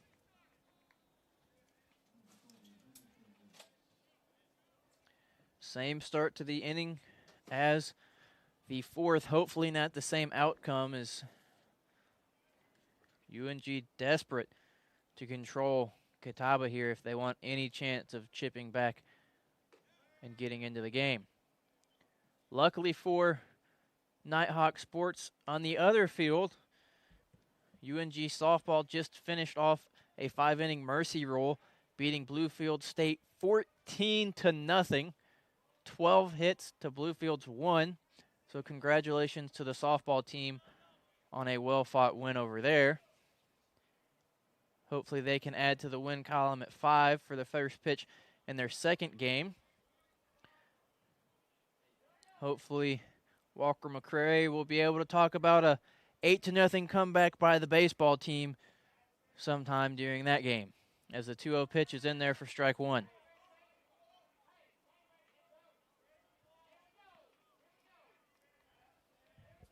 Know my fellow colleagues here in the booth are just as optimistic as I am that UNG is going to pull off this 8-0 comeback. As we said, Sunday fun day for the Nighthawks, averaging 11 runs on Sundays. So that one's fouled straight back for strike 2.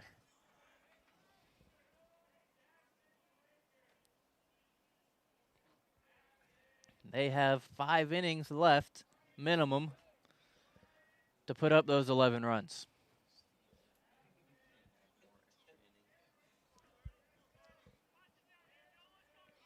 Look over to first by Eddie. Comes set and delivers. Misses outside. Counts now full. Last time up, you guessed it, Lentz took a walk. So last inning we had Miller start off with a single in the 5-6 hole, and then Lentz take a walk. This inning, Miller with a single to the 5-6 hole, and now Lentz has worked the count full. And Miller's going to second, and just like last inning, a walk. Cue the quote from Yogi Berra, it's like deja vu all over again. And Coach Cantrell does not like what he sees. He's going to make another call to the bullpen. Does not want a repeat of the 5-run 4th. We'll let you know who's coming in right after the break. 8-0's your score here on the Nighthawks Sports Network. Someone here at Circus Burger has been talking to the press, telling them that chicken is better than burgers. And I want to know who it is. Is it you, Bill? No, sir. Diane? Wasn't me. I know it wasn't Steve. He just started. You're doing a great job here, Steve. Yeah. I'm not big on pointing fingers, but it was definitely Bill. Whoa, it could literally be any one of us. Somebody did it, and I'm going to find out who. What is going on here? Bandit 3, this is Fox 2-3. Can you see that contact to our front? Man, it's Fox 2-3 out. Mark him with tracer fire. There are those who choose a different path in life. The path of selflessness,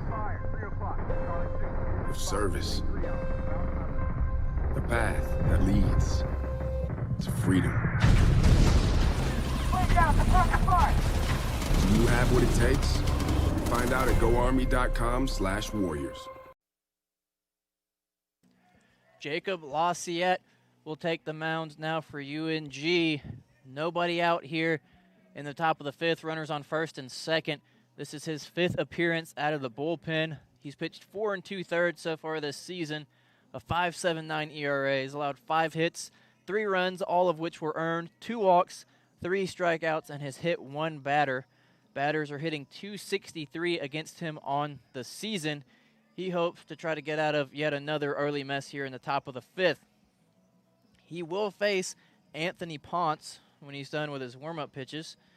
As we said, last inning started with a single and a walk. This inning started with a single and a walk. Hopefully Ponce won't continue the same theme as he knocked in a run with a base hit his last time up. Infield came in to meet, discussed the strategy for a ground ball on the infield. Obviously, you'd love a unconventional triple play. Can't hope for that, though. Probably just going to try to turn 2 with Ponce up. We saw him leg out a bunt earlier on in the 3rd inning. Bunted it down the 3rd baseline and beat it out to load the bases. So he does have some speed, something to keep in mind if they do try to turn 2. And the warm-up tosses are over for Jacob as he steps up and prepares to throw his first pitch of the afternoon.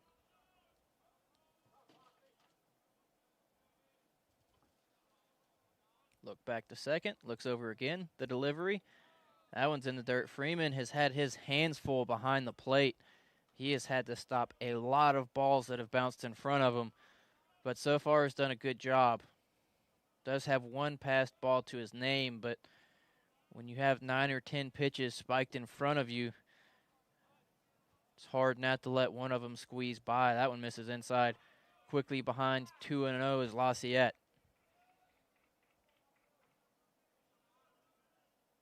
Only walked 2 on the season, so Coach Cantrell brought him in to throw strikes, but maybe not completely warmed up yet as he misses outside, and it's now 3-0. Don't expect to see Ponce get the bat off his shoulder here as he's probably watching all the way.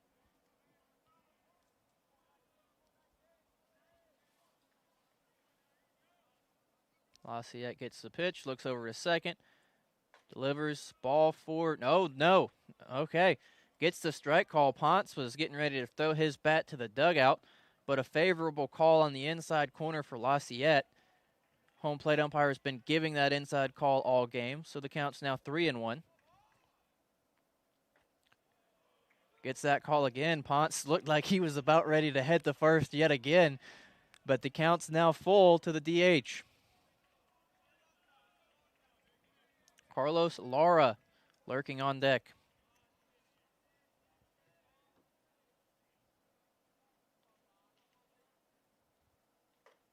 Got him swinging on the 3-2 fastball, up and away. Big eyes on that one. And that's out number 1 as Carlos Lara steps to the plate. A nice job battling back after falling behind 3-0. Painted the corner twice and then got him swinging on that high fastball. And a double play would get you out of the inning.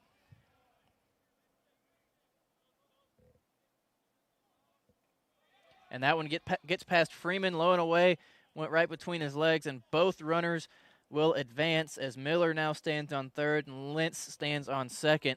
Double play opportunity is gone now for the Nighthawks.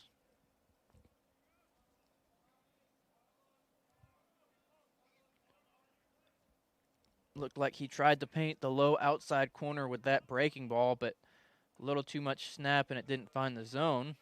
But he does find the lower half with that fastball. The count's now even at 1-1.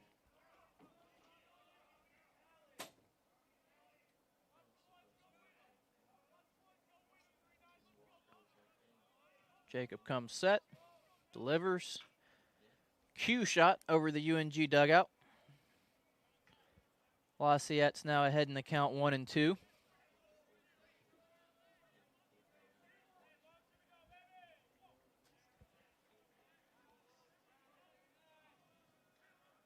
For those of you just joining us, top of the fifth here at Bobstein Stadium, UNG's fallen behind 8-0. As that one's in there, strike three. Got Laura looking. He did not like that call. Turned his head in disgust. Walked back to the dugout. And now 2 away for Levi Perel. So Lafayette fell behind 3-0 to Ponce, but then struck him out on 3 pitches after that, and then struck out Carlos Lara looking as Levi Perel fouls that one straight back for strike 1. Perel is 2 for 2, 2 RBI singles to his name, and a chance for a third one here with runners on second and third. Ground ball to Hardigree at third. Fields it cleanly, throw to first, and they get out of the inning unscathed. 8-0 is your score. UNG tries to come back in the bottom half with Connor Frost leading off here on the Nighthawks Sports Network. What do I do when my love is away?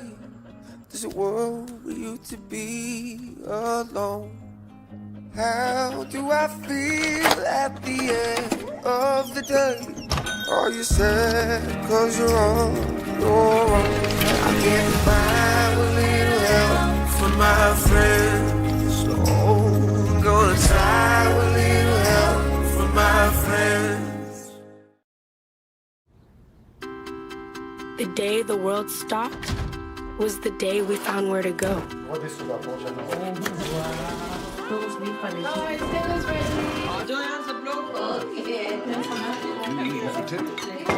From now on, we're not going to leave anything on our plates because we've learned to savor the moments that were always there, and they never tasted this good. Welcome back to the bottom half of the fifth as we cue some good old Bon Jovi here in between innings. We're halfway there. UNG trails 8-0. Only 1 hit to the Nighthawks' name, but hopefully Connor Frost can start the 8-0 comeback for the Nighthawks. Jilks is approaching 70 pitches through 4 innings. There was some work in the Indians' bullpen. Still some stretching out there. It doesn't look like anybody's throwing, though. So it looks like Jilks still has a pretty long leash before they think about pulling him. Someone's jogging out to the Nighthawks bullpen. Perhaps you might see a pitching change in the top of the 6th. But for now, Connor Frost steps in. He is 0 for 1 on the afternoon. Finds the inside corner, strike 1.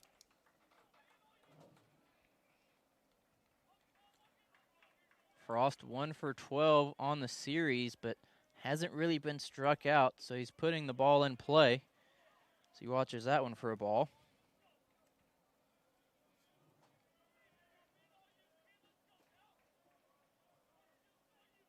The 1-1. That one misses low. Frost is now ahead in the count 2-1. Will Hardigree lurking on deck.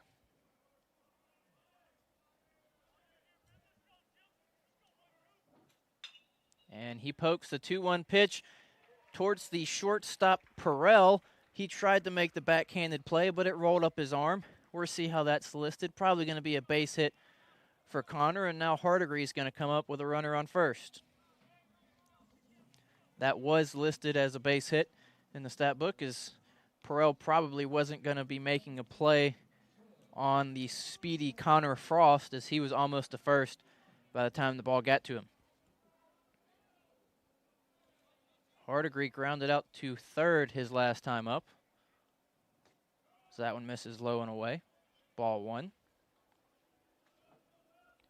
Hardigree, the senior out of Auburn, Georgia. Spent his high school career at Winder Barrow. So that one misses inside. Transfer from USC Upstate. Has done a great job in the hot corner so far this season for the Nighthawks when he's been called upon. 2-0's your count. That one's right down the middle. Strike one.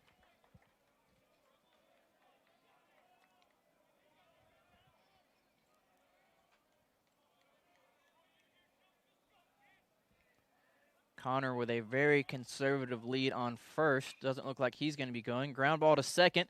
Could be two. Throw over to short. Throw to first. And a double play. Butts came in charging that one. Fielded it cleanly. Great throw over to Perrell at short. And then finishing it off to Wilkins at first for the double play. That'll go down as a 4-6-3 double play. And now Justin Bailey steps to the plate. He worked a walk his one time up.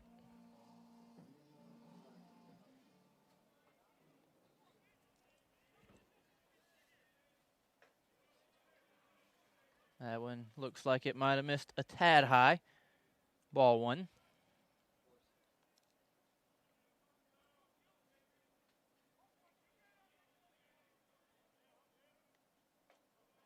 That one finds the inner third for a strike.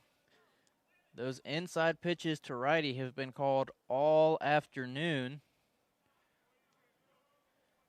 And so Jilks has done a nice job trying to live there, as he got that one on the inner third, but it missed high. 2-1 now.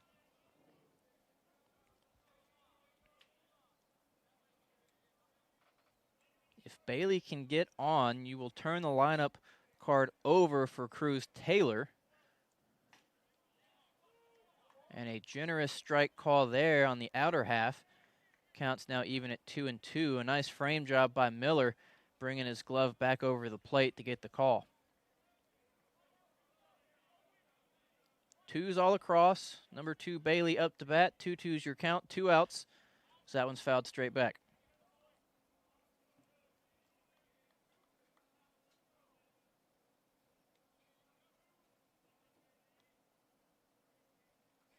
Bailey got the start in left yesterday. Did not see action in the 17-inning game on Friday. That one handcuffed him, but he managed to get bat the ball, and we'll redo the 2-2 count.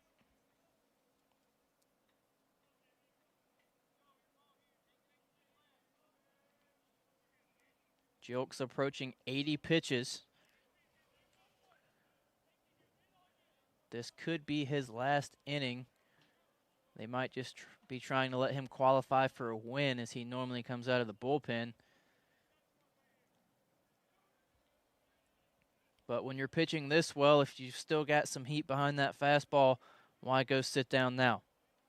Shakes off a couple pitches, finds the one that he wants, and prepares for the 2-2 pitch to Bailey. Swing and a miss, strike 3.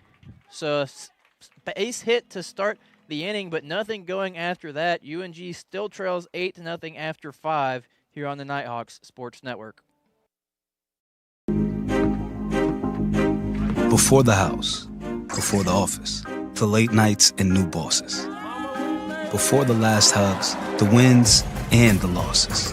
Before building the team, before building yourself, the rise and grinds, all day, every days. Before the letter, before the dream, there was a kid who loved to play. If you have the talent and dedication to succeed in school and in sports, we'll provide the opportunity.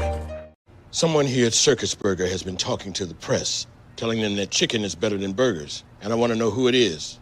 Is it you, Bill? No, sir. Diane? Wasn't me. I know it wasn't Steve. He just started. You're doing a great job here, Steve. Yeah. I'm not big on pointing fingers, but it was definitely Bill. Whoa, it could literally be any one of us. Somebody did it, and I'm gonna find out who. What is going on here? Jacob Lassiette's back out on the mound. We'll see how long they'll leave him in. Everybody's sitting down out in the bullpen, so looks like they might let him try to go a few innings as he faces Joe Butts. Butts with a 2-run home run in the third, and then an RBI single in the fourth. Was caught stealing, though, in the fourth in a strike him out, throw him out situation. So that one misses high and away, ball one. Lassiette's a sophomore out of Alpharetta, Georgia. Listed at 6'3", 175 pounds. Takes advantage of that tall frame, pitches downhill on the batters. Always difficult when you're facing someone with that kind of length because the ball really gets to you a lot faster than you'd expect with that late release, as fouls that one off for a 1-2 count. Cameron Mills is lurking on deck. He's had a tremendous series. He's 4 for 9 and has reached base a few times via walk.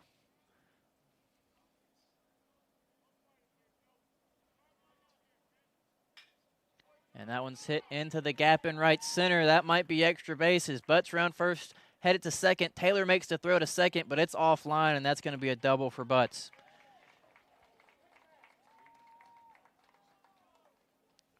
So the second baseman for Catawba continues to give Nighthawks pitchers fits, as that is his third extra base hit of the series and his 6th hit overall, as he is now 6 for 15 so far this weekend. Batting .400 against the Nighthawks. On par with his above .400 average coming in, as that one finds his own strike one. Cameron Mills is at the plate. He's 1 for 2 with a walk.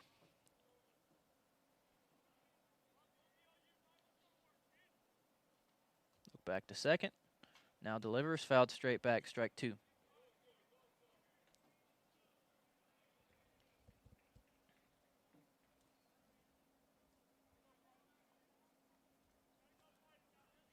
Some action now in UNG's bullpen after that leadoff double.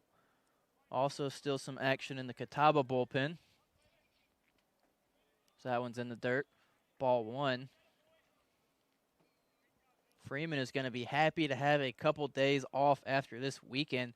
Caught all 17 innings on Friday, and now has really had to work to keep the ball in front of him here today.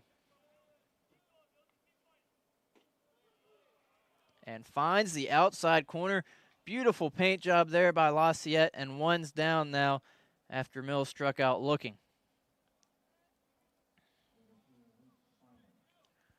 Left fielder Luke Spiva going to step into the plate here in the left-handed batter's box per usual. He's 0 for 3 with 2 strikeouts. Butts with a 3 or 4 step lead off a second. We've seen him try to steal third twice. That's sliced in the left. Going back is Bailey. Her make the play and throws it in, and that will keep Butts at second here with 2 outs as Dylan Wilkinson steps up to try to get something done.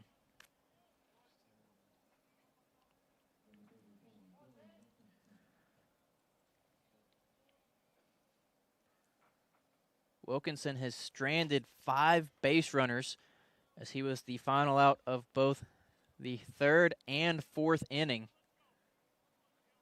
one of which he came up with the bases juiced. Look back to second. Delivery just misses outside. Butts is less of a threat now to steal second with 2 outs. So cardinal rule is never commit the first or last out at third, so probably won't see him go unless he just gets a phenomenal jump. And another great stop by Freeman. Quickly behind 2-0 now is Lassiette.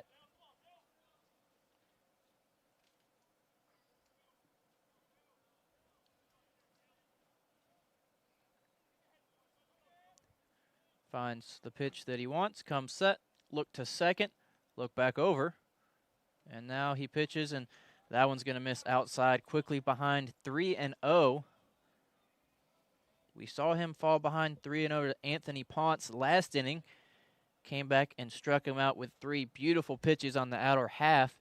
Let's see if he can do that to Wilkinson here.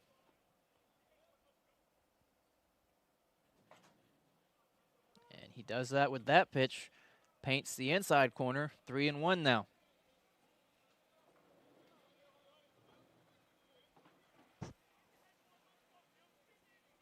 Still very little wind here at Lynn Cottrell Park, so Wilkinson's going to have to get a nice swing on one to send it out, as that one's hit towards the left. It's slicing, and it's going to slice just foul. And just like that, Lassiette's in another full count.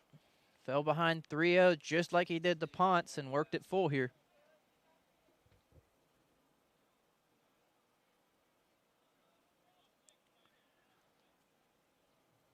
Top of the 6th. Joe Butts is on second here in this 8-0 game. UNG trailing. Full count to Dylan Wilkinson with 2 outs. The 3-2 pitch is grounded foul to first. Another error by the Catawba coaching staff, and we'll redo the 3-2 pitch.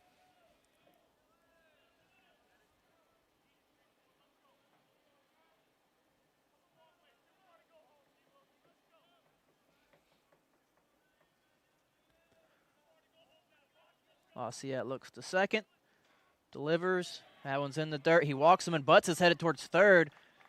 Freeman tried to find the ball as it scattered past the home plate umpire, had to run around the home plate umpire to finally get to the ball, and by the time he did that, Joe Butts was at third. So now they're at the corners, and that's going to be the end of the day for Jacob Lassiette as Coach Cantrell walks out and makes a call to the bullpen. 8-0's your score. We'll tell you who's coming in right after this on the Nighthawks Sports Network.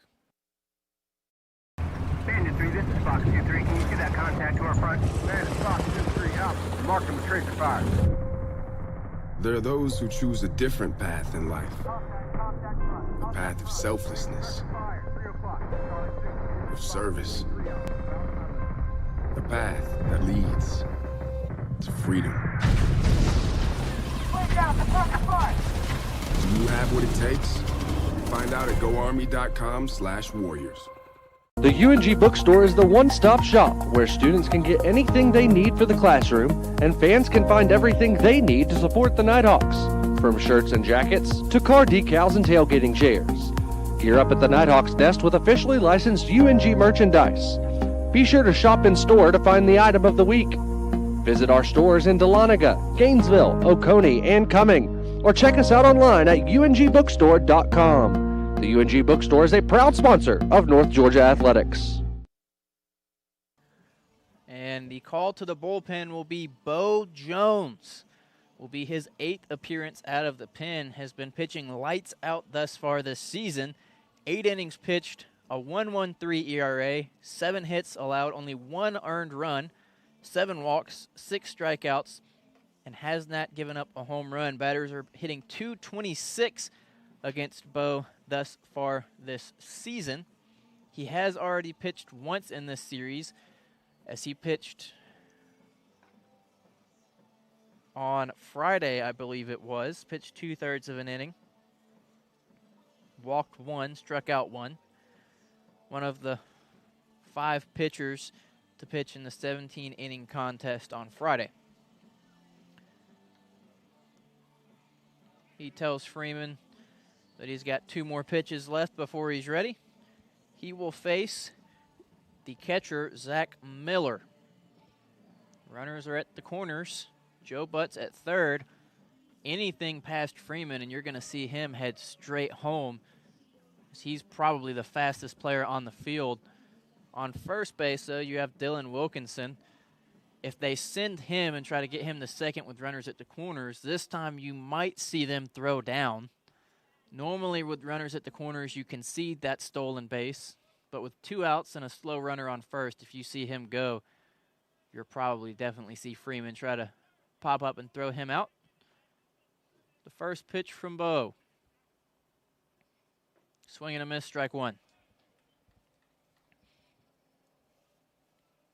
Miller is 2 for 3 on the afternoon. He came home and scored after a single in the 4th. Was stranded on 3rd after a single in the 5th. The 0-1. Gets him swinging there too, strike two. 2 breaking balls to Miller, and he has not known what to do with either of them. As halfway swings on both of the pitches. Wouldn't be surprised to see Bo throw another breaking ball here. And he does just that. Swing and a miss. Strike 3. Manages to retire the side without giving up a run. The Nighthawks are up in the bottom half of the inning to try to chip away at this 8-0 deficit here on the Nighthawks Sports Network. Someone here at Circus Burger has been talking to the press, telling them that chicken is better than burgers. And I want to know who it is. Is it you, Bill? No, sir. Diane? Wasn't me. I know it wasn't Steve. He just started. You're doing a great job here, Steve. Yeah. I'm not big on pointing fingers, but it was definitely Bill. Whoa, it could literally be any one of us. Somebody did it, and I'm going to find out who. What is going on here?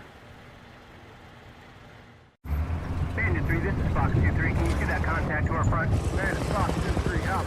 Mark him with tracer fire. There are those who choose a different path in life. The path of selflessness, of service. The path that leads to freedom. Do you have what it takes? Find out at goarmy.com/warriors.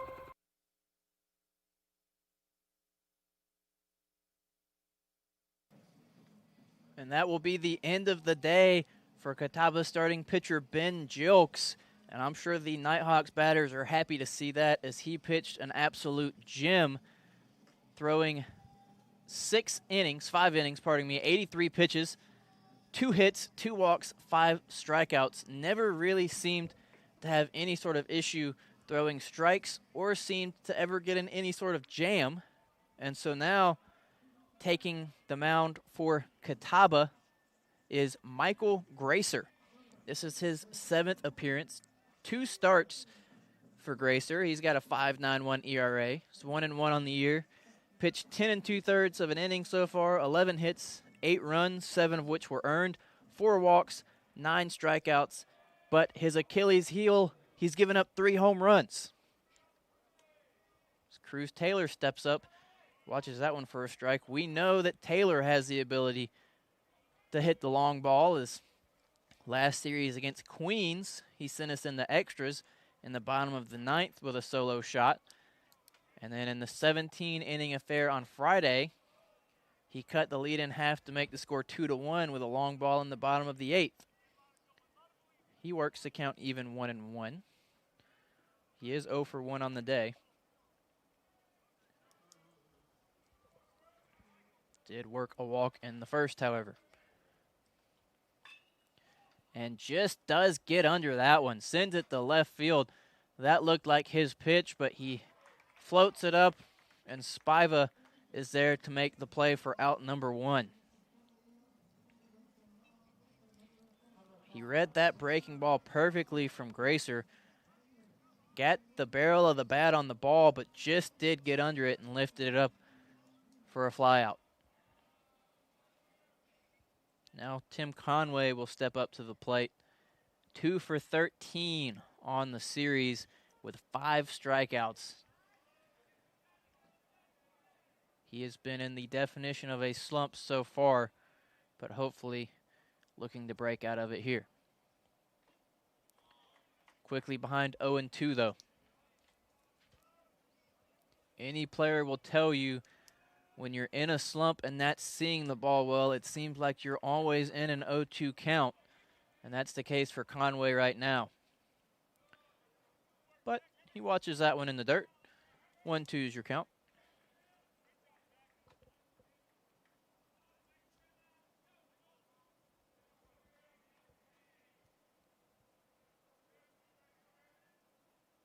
The 1-2. Good piece of hitting there. No better way to break out of a slump than a line drive up the middle for a base hit. Nick Levenstein comes up to bat now as the Nighthawks hope to chip away down 8-0.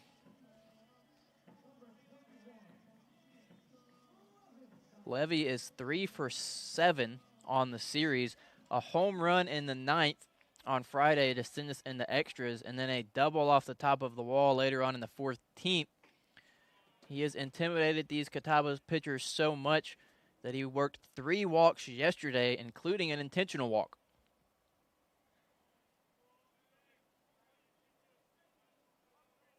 0-1 count to Nick now. That one's fouled straight back. Quickly behind 0-2 is Levy.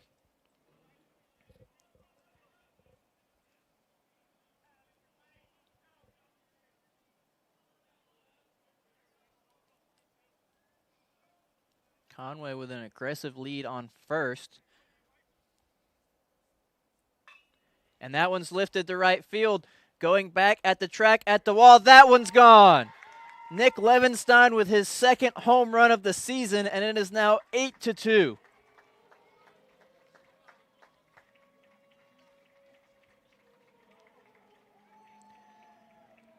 UNG was looking for something to chip away at that 8-0 deficit, and Levenstein came up to bat just in the nick of time and now cuts the lead down to 6 here in the bottom of the 6th inning, and Caleb Freeman steps up to try to continue this comeback. We mentioned a few innings earlier that everyone here in the press box was very optimistic about the 8-0 comeback. 8-2 now. Still with 3 2/3 of an inning left to try and come back and get those extra 6. Quick mound visit there by the catcher Miller, trying to calm down Gracer as Caleb Freeman steps in. Misses low for ball 1. Jake Arnold's lurking on deck. With the historic series he's had, you most definitely don't want him to come up to the plate with runners on. As that one's in there for a strike. 1-1's your count. Every batter in this Nighthawks lineup is a threat to send one over the fence. And so the last thing you want to do if you're Gracer is let people get on base for them. As we see with Levy what can happen if you do that. So that one's in there for strike 2. Freeman still crowding the plate. And they try to pitch it inside to him, but he pulls that foul. Caleb stands on that front line, daring you to throw it inside to him. And he showed right there what kind of quick hands he has. So that one was right under his elbow, and he pulled it foul. They throw it in there again, but this time with the breaking ball, and so he's out in front. Swing and a miss, strike 3, as Jake Arnold now comes up to the plate.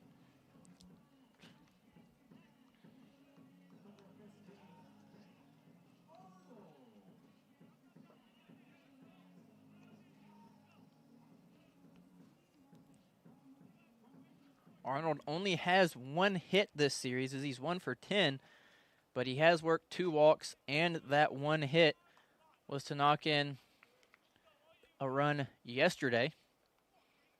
The story of the weekend for him, though, is the 6 2/3 of an inning he pitched on Friday with the 12 strikeouts.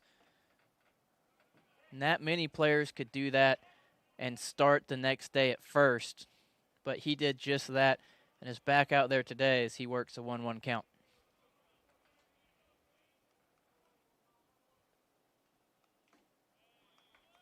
Swings off his back foot there. Gets a piece of it, but strike 2. Scores 8-2 here in the bottom of the 6th. Catawba got up to an 8-0 lead after a 5-run 4th, but UNG has chipped away at that lead here with a 2-run bomb from Levy as Arnold hits a ground ball to third, tries to leg it up, but they beat him by half a step. Still trailing 8-2, but Nick Levenstein chops away at that deficit. Let's see if they can do that again in the 7th here on the Nighthawks Sports Network. What do I do when my love is away? Does it worry you to be alone? How do I feel at the end of the day? Are you sad cause you're on your own? I can't find a little help from my friends. Oh, I'm gonna try a little help from my friends. The day the world stopped was the day we found where to go.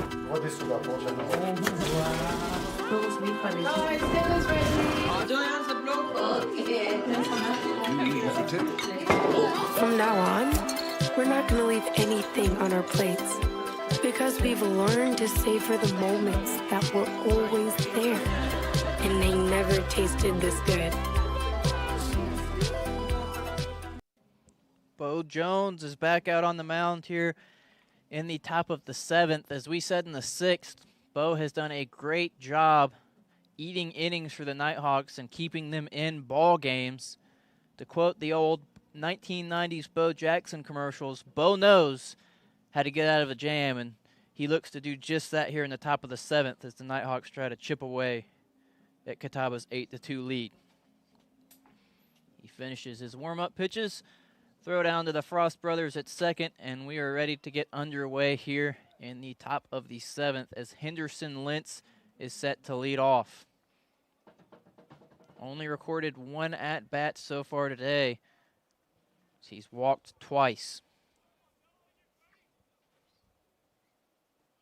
That one's in the dirt for ball 1.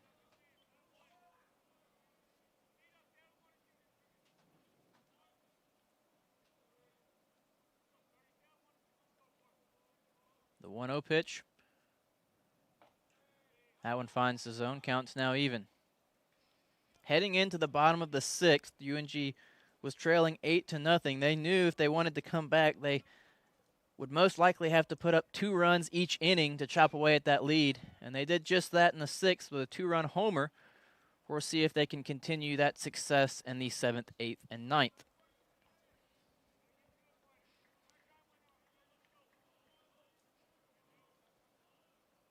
Jones is now ahead 1-2 in the count as he looks to put away Lentz. Spikes that one though, and Freeman has to get down and stop yet another one. Counts even 2-2.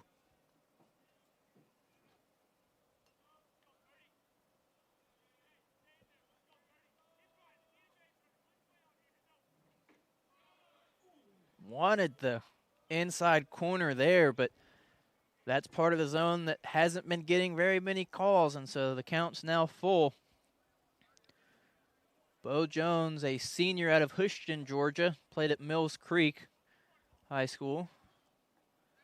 Half-hearted swing there. Strike 3 was in the dirt, though, so Freeman had to field it. Throw to first, and 1 is retired. So Anthony Ponce steps up to the plate. Got the privilege of watching Bo pitch a couple times in high school at Mill Creek. He works fast. As soon as he gets that pitch from the catcher, he's ready to go. As soon as he gets that signal, he starts his motion. And that seems to be putting Catawba on their heels as they're just getting comfortable in the box when the pitch starts coming. Handcuffs him on that one. It's sent down the right field line foul. Quickly behind 0-2 is Anthony Ponce. Softball team has started their second game. Bottom of the first inning, they are already up 4-0. That one misses outside, 1-2. Walker McCrary on the call of that second game as well.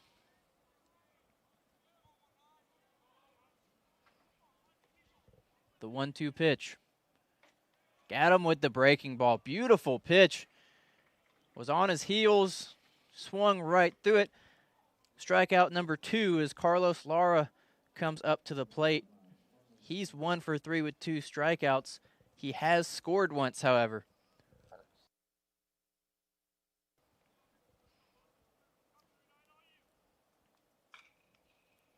Fouls that one off towards his head coach, Jim Gant.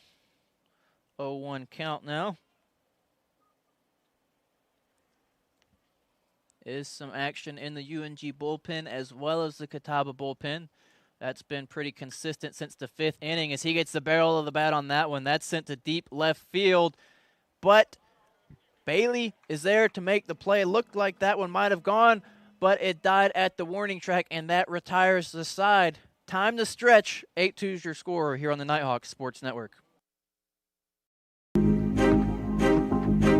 Before the house, before the office, the late nights and new bosses. Before the last hugs, the wins and the losses. Before building the team, before building yourself. The rise and grinds, all day, every days. Before the letter, before the dream, there was a kid who loved to play.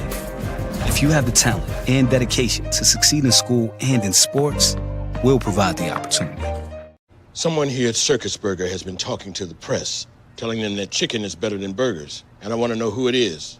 Is it you, Bill? No, sir. Diane? Wasn't me. I know it wasn't Steve. He just started. You're doing a great job here, Steve. Yeah. I'm not big on pointing fingers, but it was definitely Bill. Whoa, it could literally be any one of us. Somebody did it, and I'm going to find out who. What is going on here?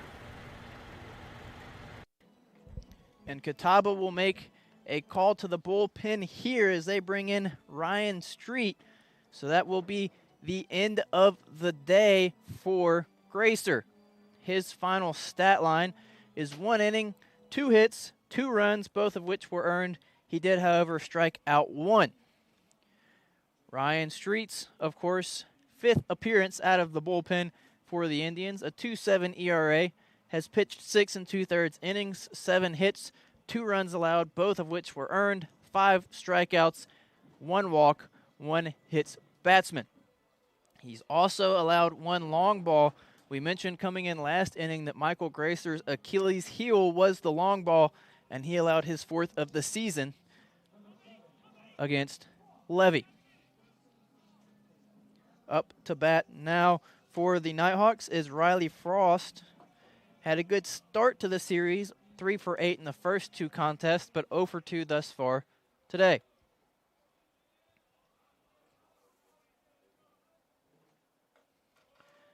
That one misses, I guess, high. It looked like a pretty good pitch to me, but we'll take it.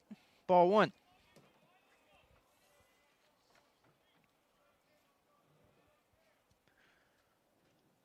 1-0 pitch, though, is right down the middle. Strike 1. Frost has put the bat on the ball both times up. Lined out in the 2nd and grounded out in the 4th. And that one's in the left field gap. That might be extra bases. A nice job by Mills to cut it off. Riley's headed to 2nd. A good throw, but he slides in safely. The throw beat him, but Butts had to reach pretty far off the bag to a first baseman stretch to get the ball, and by the time he got the swipe on Riley, he was already in safely for a leadoff double.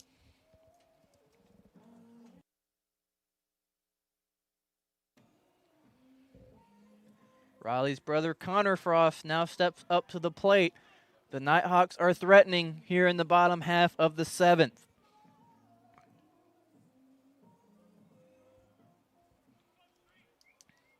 Would love to tack on a couple more runs here, continue biting away at this Catawba lead.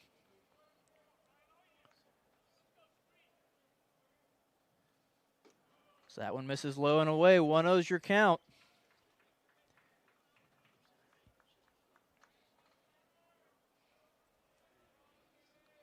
Ryan Street's a sophomore out of China Grove, North Carolina. Played ball at Carson High School. UNG hopes to get a few more hits off of him as he misses high and inside there. Connor's battling 2-0 count as Miller's going to head to the mound, try to calm down his pitcher.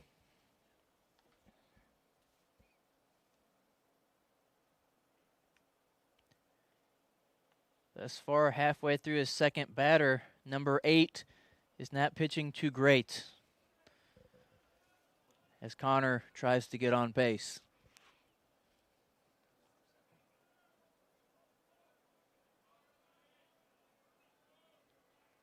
Fourth mound visit by Catawba. Home plate umpire lets us know, and Street prepares for the 2-0 pitch.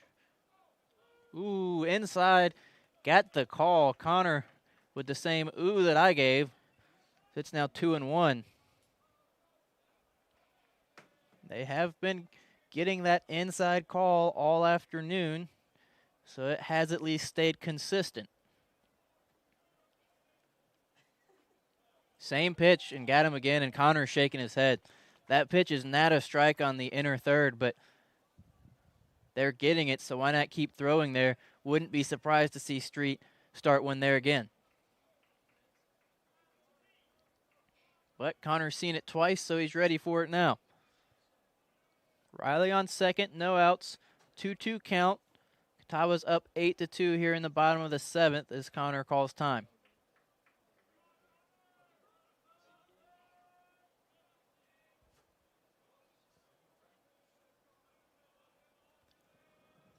Street agrees on a signal. Look to second, delivers. That one started outside and just kept going. Ball 3, Connor's worked the count full. Probably standing there thinking that he should be at first at this point, as both of the strikes were pretty far inside. Another update on the softball game. UNG is now taking an 8-0 lead in the bottom of the first as their bats have showed up to play here. And that's a line drive. That's going to find the hole in left center. Riley's going to come around the score. Connor's going to be at second. And that's a stand-up RBI double for Connor Frost.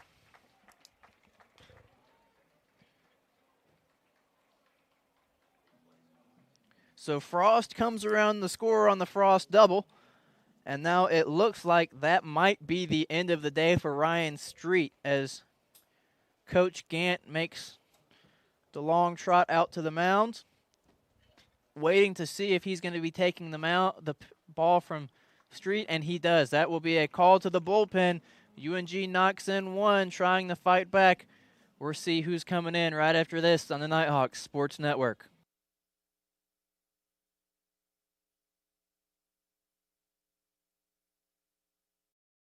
Bandit 3, this is Fox 2-3. Can you see that contact to our front? Man, it's Fox 2-3 out. Mark him with tracer fire. There are those who choose a different path in life. A path of selflessness, of service.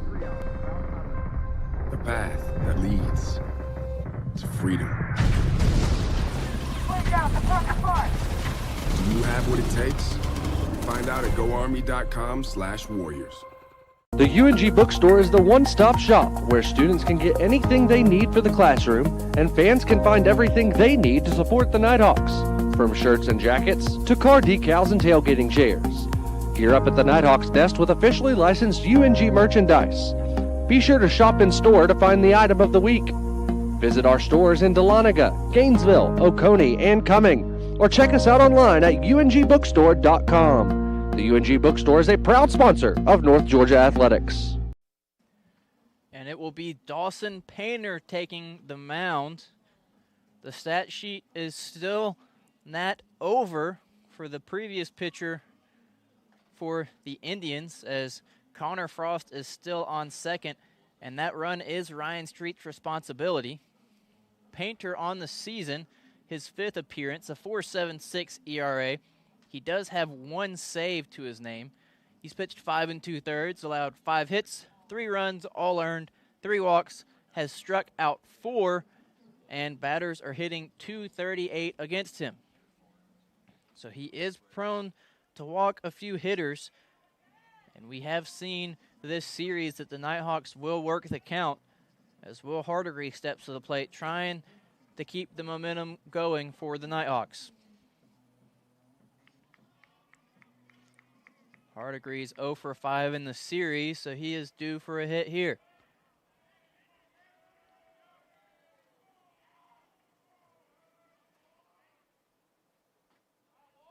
He's in there for a strike, 0-1 count.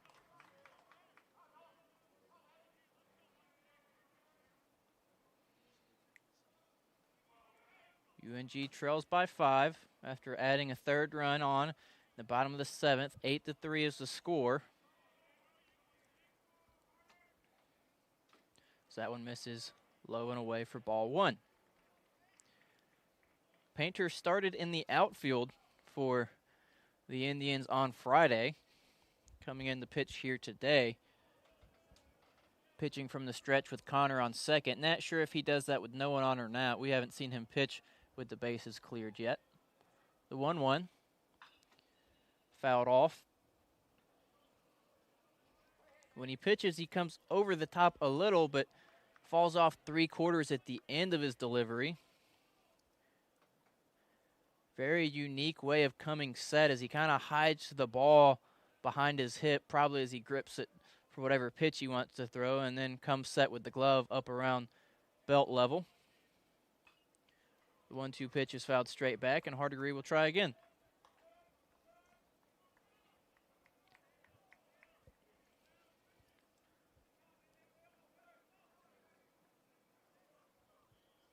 Would love to see the lineup flipped over this inning, give the top of the lineup a chance to do some more work, because that one misses outside.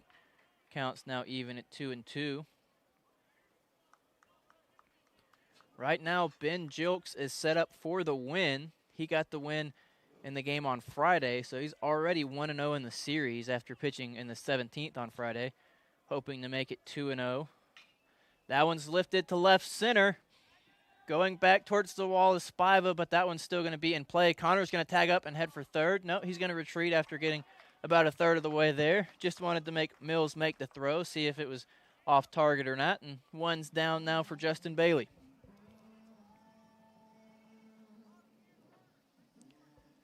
Bailey is 0 for 1. He walked in the 3rd, struck out in the 6th. Chilly afternoon here in the Dahlonega. After it was in the 70s for first pitch yesterday, it's now getting into the low 50s as fans have brought out the blankets and jackets today. That one is right down the middle to Bailey, strike 1. Painter has some good stuff. You can see why they bring him in from the outfield and let him pitch from time to time. He's hitting the strike zone, something that is a dire need for any team out of the bullpen. That one's hit the left center. That one was hit even better than the last one. That one's going back. It's going to one-hop the wall. Connor's coming home to score, and Bailey will hold up at second with a second RBI double of the inning. UNG only trailing 8-4 now. So the lineup card is turned over for Cruz Taylor. Down 8-0 coming into the bottom of the 6th. UNG has chipped away at that lead, adding 2 in the 6th and now 2 here in the 7th, and still threatening with Justin Bailey on second and Cruz Taylor up to bat. Tim Conway and Nick Levenstein are lurking. Both have scored this game. They scored in the 6th. So that one misses inside to Taylor.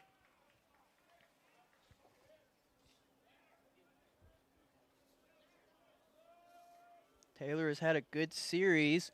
The senior from Lawrenceville, Georgia.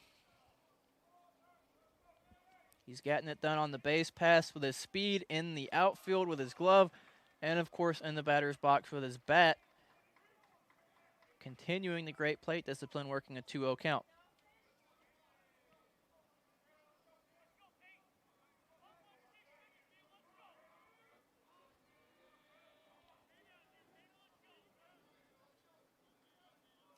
Painter sees the sign, look back to second, delivers. That one's right down the middle.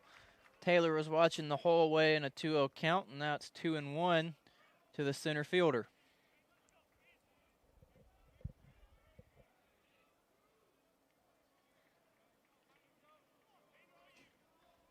Action in the Catawba bullpen still.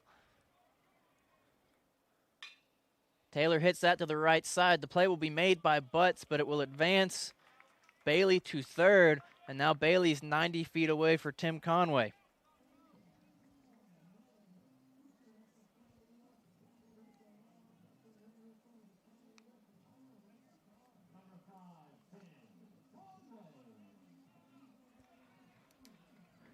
Conway was only 2 for 13 coming into his last at-bat, but he got a base hit and came around the score on the Nick Levenstein home run in the 6th. Watches that one high, ball 1.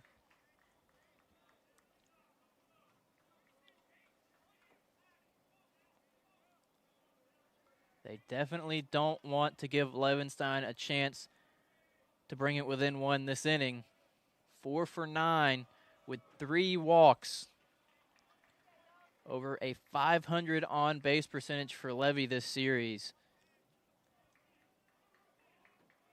But Painter is falling behind 2-0 to Conway. Bailey on third. Has decent speed on a pass ball. You'll probably see him go, as that one was pretty close to getting to the backstop, but Miller threw his body at it. And the count's now 3-0.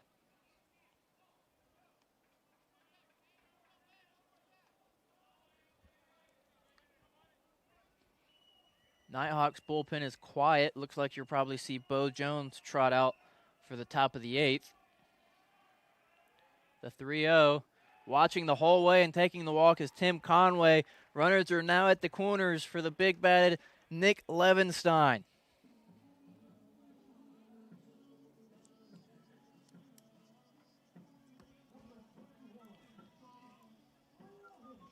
The Nighthawks have knocked in 8 runs this series. 4 of those have been knocked in by Nick Levenstein. And they're going to call time as a softball has made its way onto the field.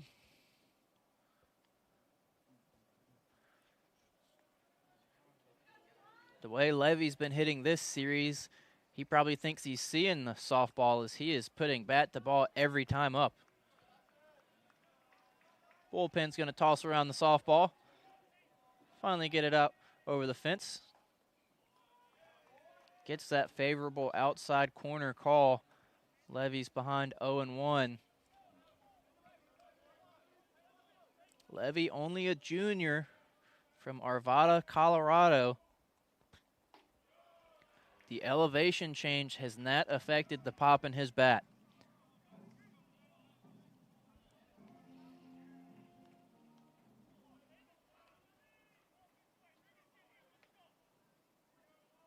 Coming set now is Painter, the 1-1 pitch. And he got around fast on that one. One of the assistant coaches in the box at first had to do some dance moves to get away from it. If he kept that fair, that might have been a stand-up triple for Levy. But for Painter, it's just as good as a strike. 1-2 count, 2 outs, bottom of the 7th. Runners are at the corners for the Nighthawks, trailing 8-4. And he gets around on that one, too. A line shot towards right. Goes off the light pole and bounces back in. That one was going to be a souvenir for some softball fans if it didn't hit that light pole.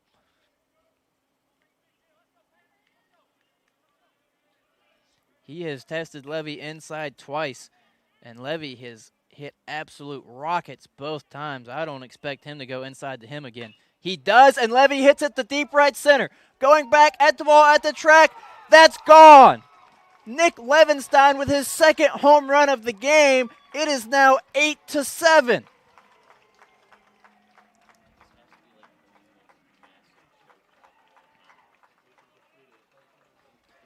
Levenstein got 2 inside pitches, ripped them foul, probably 100 miles per hour off the bat. And Painter decided, I'm going to test you again and throw it inside. And Nick Levenstein said, no, you did not. Straight over the right center wall. 2 home runs in 2 innings for Levy. And just like that, your UNG Nighthawks are back in this game as it's 8-7. And the press box is getting excited just as we expected. The Nighthawks are coming back, trying to take a late lead here in the bottom of the 7th. So that one's popped up to center. That would be Caleb Freeman up to bat. Mills comes in and makes the catch. That's the end of the inning, but your damage is done. 5 runs by the Nighthawks, capped off by a 3-run bomb by Levy. We're headed to the top of the 8th here on the Nighthawks Sports Network. What do I do when my love is away? There's a world where you to be alone. How do I feel at the end of the day? Are you sad cause you're on your own? I can't find a little help from my friends. So I'm gonna try a little help from my friends. The day the world stopped was the day we found where to go.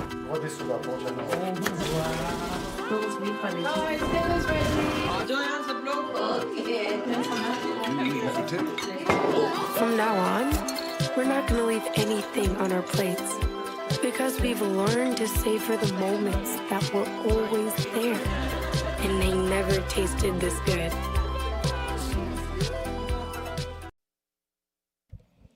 A fantastic bottom of the 7th for the Nighthawks.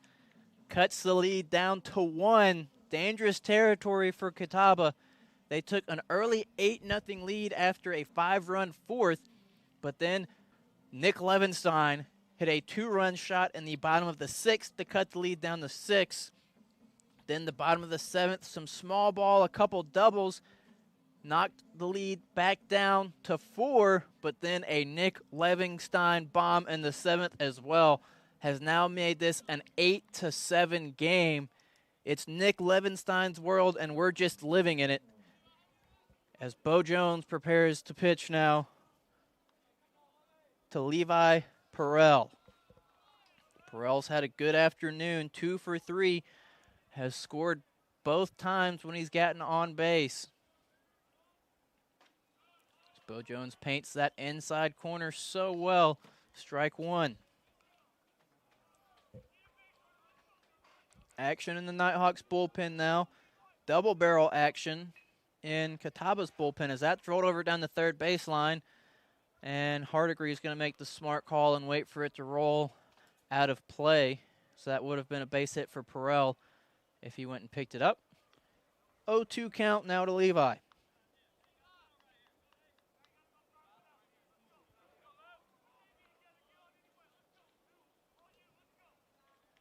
Bo Jones is already standing there set, ready to throw the pitch, and Levi Perrell's not even in the batter's box yet. As I said, works very quickly. Tried to drop a breaking ball in there, left it high. 1-2's your count. The softball team ended their first inning with 8 runs in the second game against Bluefield State. Now up 8-0. Bo Jones misses low and away. 2-2's your count. It's been a great weekend for Nighthawks athletics. Both the men and women's basketball teams had wins on senior night against USC Aiken yesterday. It's a ground ball to Hardigree at third. Fields it cleanly, throw over to first, and that is out number 1. Both of those, of course, called by Craig Corbin and Anna Kate Clark. And then today, the softball team taking care of business their first game with the mercy rule, and now up 8-0 here. Nighthawks baseball team hoping to continue the success in the athletic department, trying to come back and get the series win here today. Misses inside ball 1. That might be the first inside pitch to a righty that we've seen called a ball today. But Freeman was set up outside, and if you miss your spot across the plate, you probably won't get the call. He drops a breaking ball in there, gets Butts swinging for strike 1. While Levy's been the dangerous bat for the Nighthawks, Butts has been the dangerous one for the Indians. 6 for 15 this series is a triple away from the cycle. And with his speed, he can definitely do that. Swing and a miss on that one, though. Counts even at 2-2.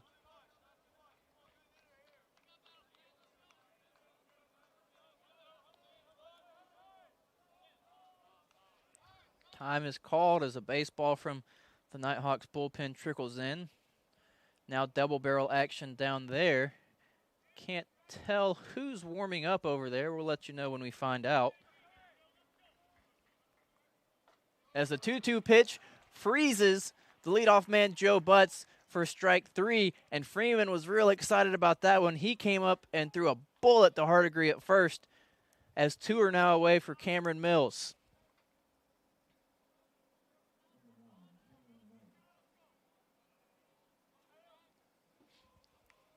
Mills is 1 for 3, struck out twice, struck out looking his last time up.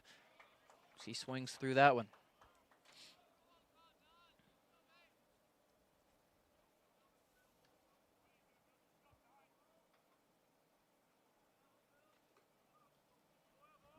That one misses for a ball, counts even at 1-1.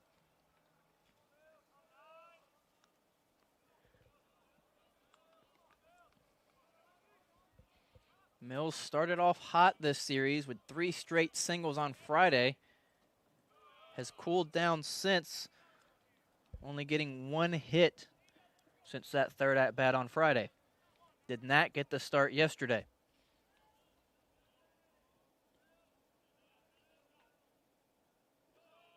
Spikes that one, 3-1 count.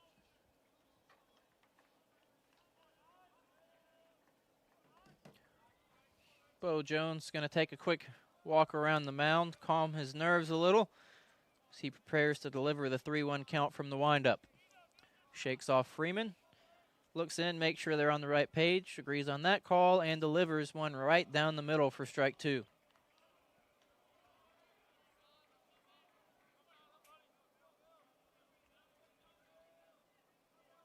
Middle of the order is up for the Nighthawks in the bottom half of the inning. That one misses up and in, almost hit Mills as he'll head to first with a base on balls. Luke Spiva now set to take an at-bat as Coach Cantrell's walking out. That might be the end of the day for Bo Jones, and if it is, it was a great afternoon for him. And that will be the end of the day for Bo Jones, a lefty coming in. We'll see who that is right after this break. 8-7 your score here on the Nighthawks Sports Network.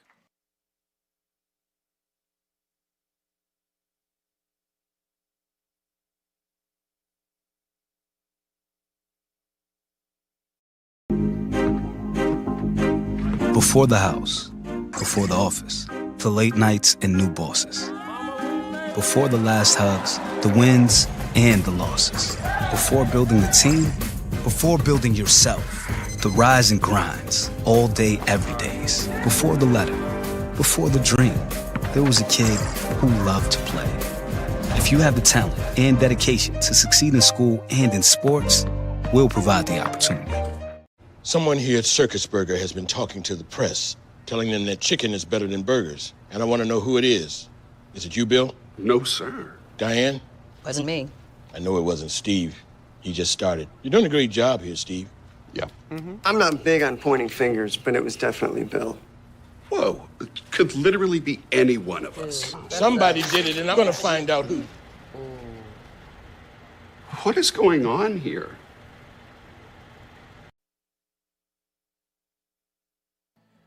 And the call to the bullpen will be to bring in Daniel Courtney.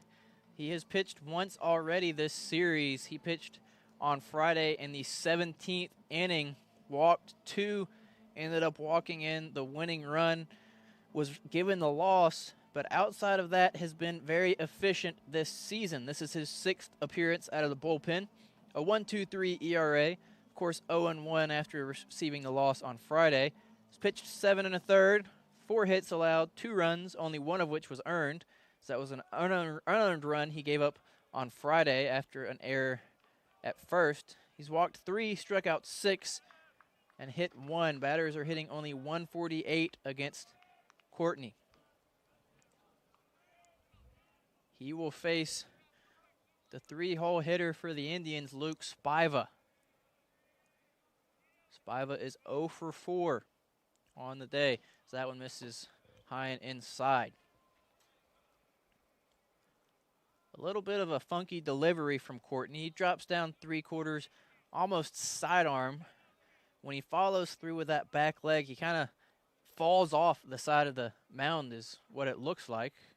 As her throw over to first there, nothing going.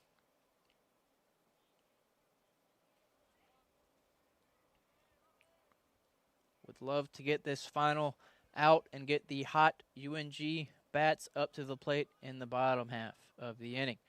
So he delivers there and drops that one in for a strike, 1-1 count.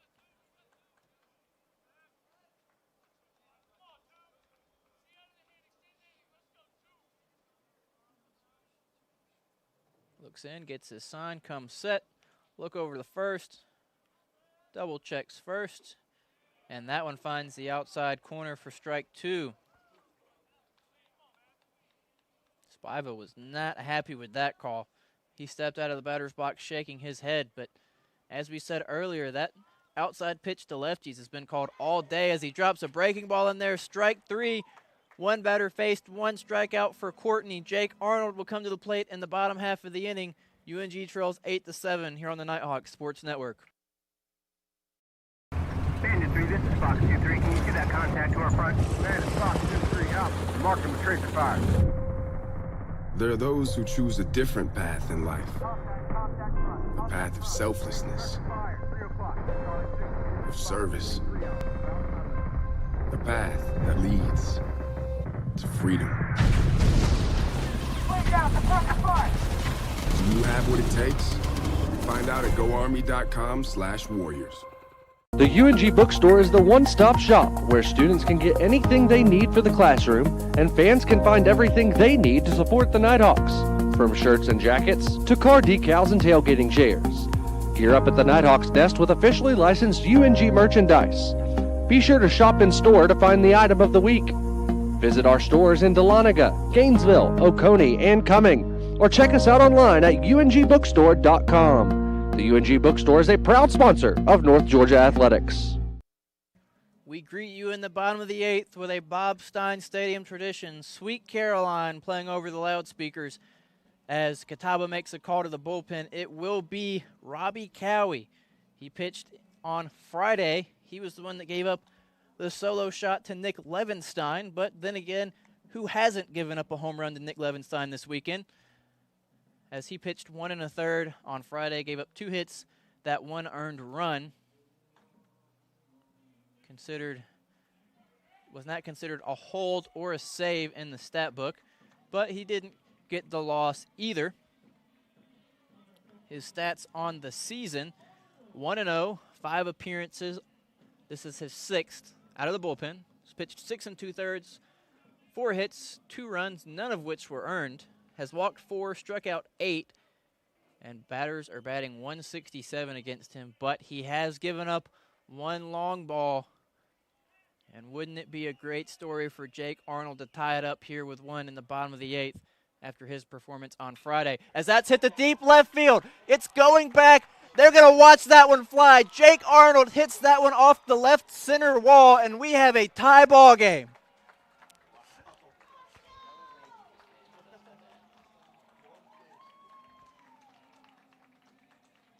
Fair warning to the rest of Division II baseball.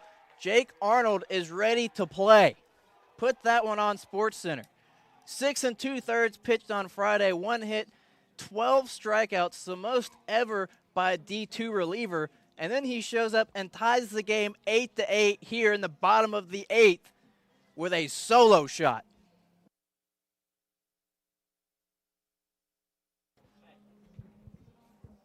And now up to the bat is Riley Frost. Right on cue. I asked for the Jake Arnold home run, and he said, since you asked so kindly, I'll do it. That one might have gone 420 feet if it didn't hit off of that back wall. He got every single inch of that one, as that one's thrown in there for a strike to Riley Frost.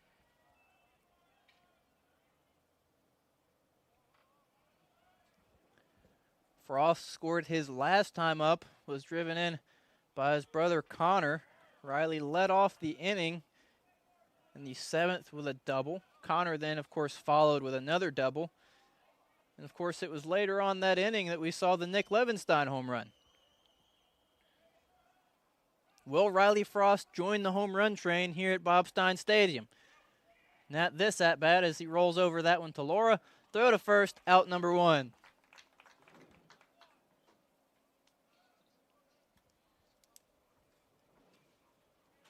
Connor Frost will now step up to the plate.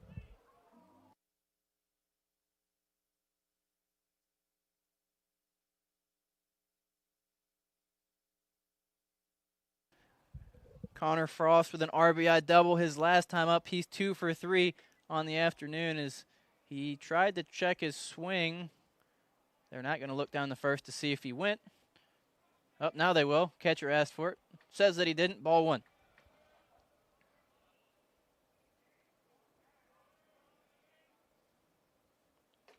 Swing and a miss, strike 1. Connor had a rough first 2 games, was 1 for 11, but has turned it around today, 2 for 3 with a single and a double. Has knocked in 1 of the 8 in this fantastic comeback by the Nighthawks. Swing and a miss there, though, strike 2. Just across the field, North Georgia's softball team added 2 runs in the second to make it a 10-0 game. The bats have come alive on both fields for the Nighthawks today. The 1-2 pitch misses outside, ball 2.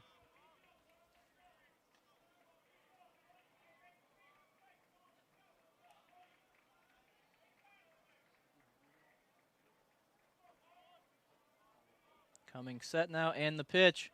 That one misses low and away. Connor's worked the count full. If you're just joining us, you have missed a classic here at Lynn Cottrell Park. UNG fell behind 8-0 in the 4th, but thanks to 2 Nick Levenstein long balls and a Jake Arnold solo shot here in the 8th, they have come back and tied it now 8-8 in the bottom half of the 8th. Connor Frost fouls that one off over the UNG dugout.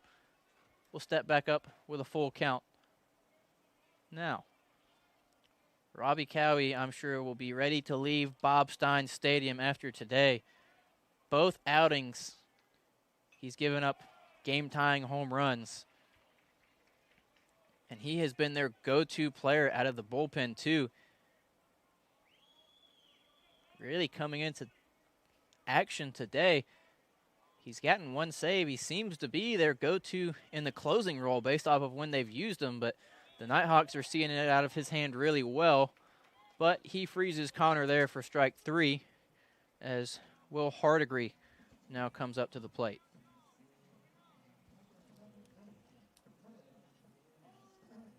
Hardigree's 0 for 3. Grounded out in the 3rd, hit into a double play in the 5th. And then had a pretty deep fly ball to Mills in center in the 7th. Watches that one for ball 1.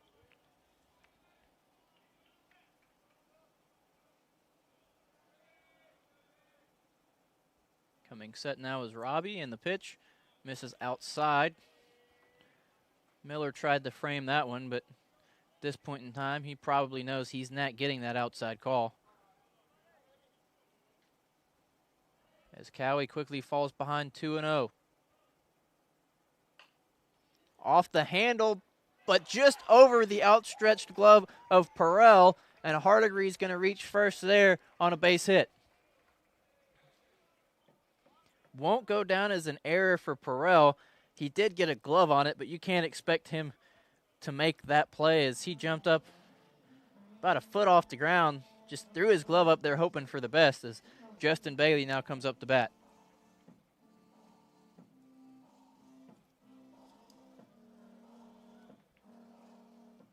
Bailey doubled his last time up. The bottom of the order for the Nighthawks really has been doing work these last few innings, turning it over for the top half. That one's fouled straight up. That one might land on the press box, maybe a little behind us as counts now 0-1 to Bailey. Bailey's a redshirt junior out of Canton, Georgia. Played his high school career at Woodstock. Stands in at a humble 5'9". He prepares for the 0-1 pitch. Low and away, ball 1. Very aggressive secondary lead by Hardigree. Doesn't have the best speed on the team, but might see him head to second as Cowie's not giving him much attention over there. About a 2-step lead off of first. as Bailey digs down for that one and pops it straight up to Lentz and right. And so that retires the side, but Jake Arnold continues his dominance work against Catawba, ties the game with a solo shot. It's 8-8, headed into the ninth here on the Nighthawks Sports Network. Someone here at Circus Burger has been talking to the press, telling them that chicken is better than burgers. And I want to know who it is. Is it you, Bill? No, sir. Diane? Wasn't me. I know it wasn't Steve. He just started. You're doing a great job here, Steve. Yeah. I'm not big on pointing fingers, but it was definitely Bill. Whoa, it could literally be any one of us. Somebody did it, and I'm going to find out who. What is going on here?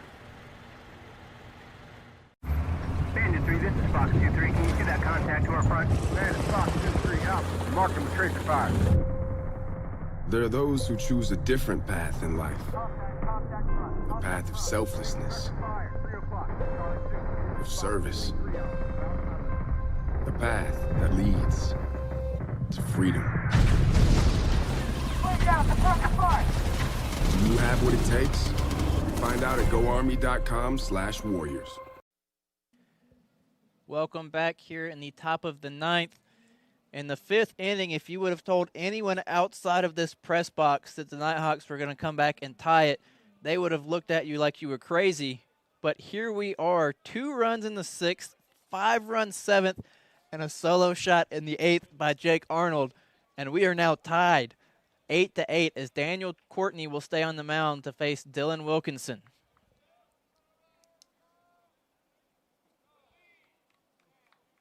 That one misses for ball 1.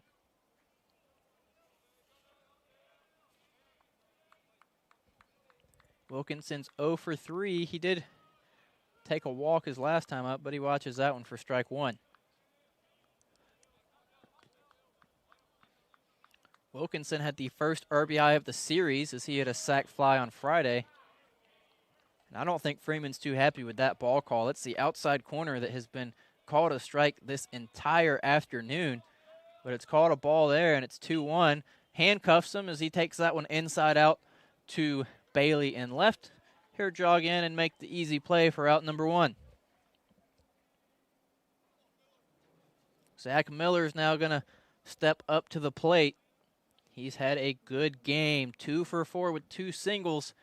Reached on a single in the 4th and eventually scored later on that inning after 5 straight singles by the Indians, but was stranded on 3rd in the 5th. So he watches that one for a ball. If you can get out of this inning, you are guaranteed to see the hot bat and Nick Levenstein in the bottom of the 9th. A home run in the 6th for him, a home run in the 7th. Why not a home run in the 9th to send us home? So that one's popped straight up and out of play, strike 2.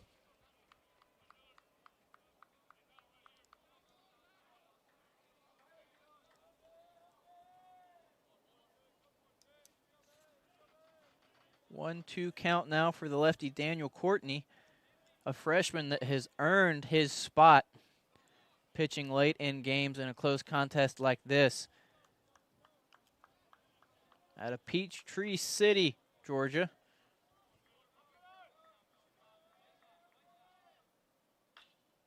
That one's popped straight up. Arnold's going to run back, try to get the play in no man's land. Backtracking, he makes the impressive grab. Was backpedaling the whole way, turned his body about 90 degrees to just throw his glove up over his head and make the snag for out number 2. Henderson Lentz is now the final hope to take the lead back for Catawba in the 9th before UNG has an opportunity to try to take the lead later on.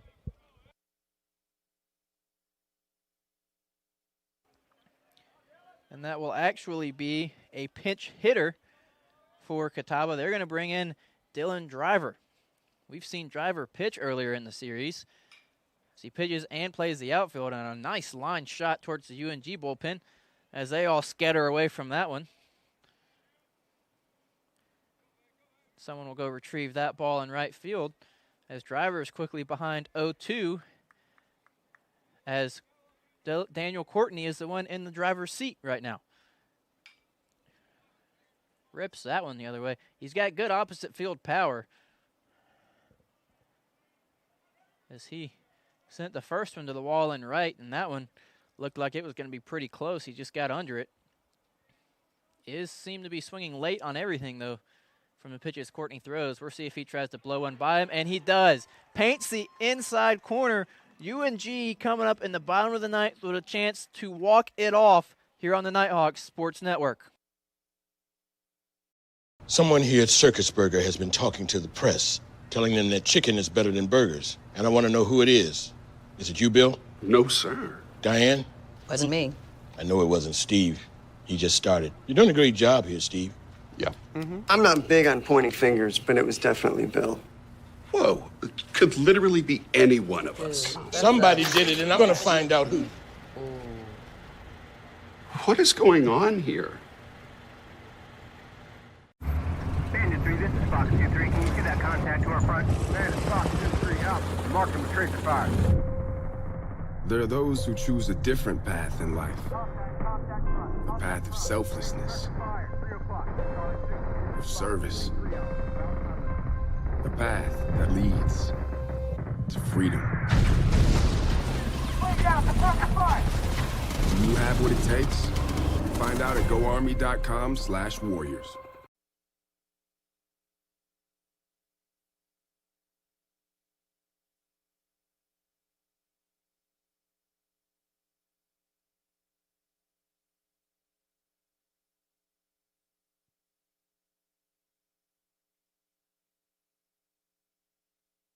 Cruz Taylor is going to step up to the plate to face Robbie Cowie.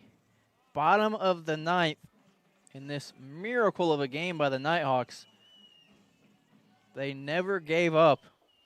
Have scored at least one in the past 3 innings. One more here would walk it off.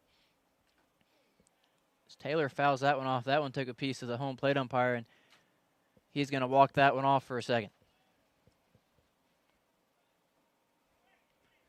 0-1 count to Taylor. He's 0 for 3 today, but he did have the big opposite field home run in the 8th in game 1 to send us into extras. Him and Levenstein, that one looked like a pitch out. It was so far high and outside as counts even at 1-1.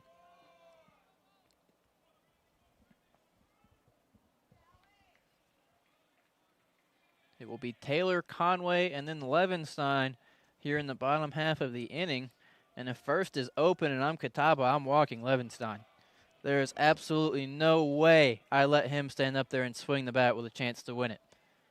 As Taylor's now ahead in the count 2-1.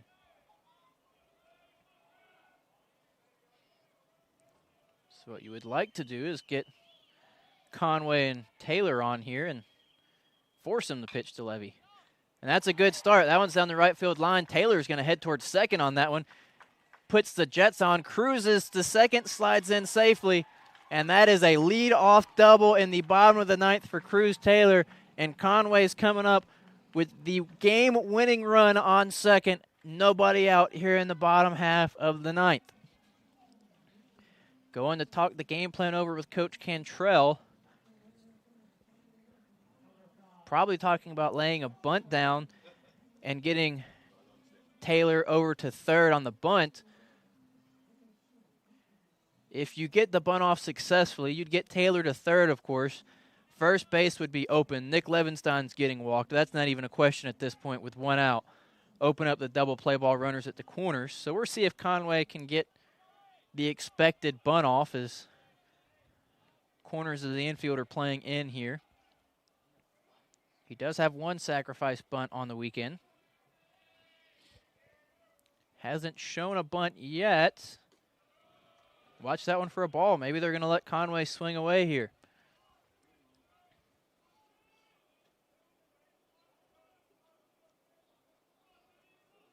Kind of surprised Levy's got a bat in his hand in the on-deck circle. He may as well go stand next to first, because if he gets a plate appearance, that's where he's going.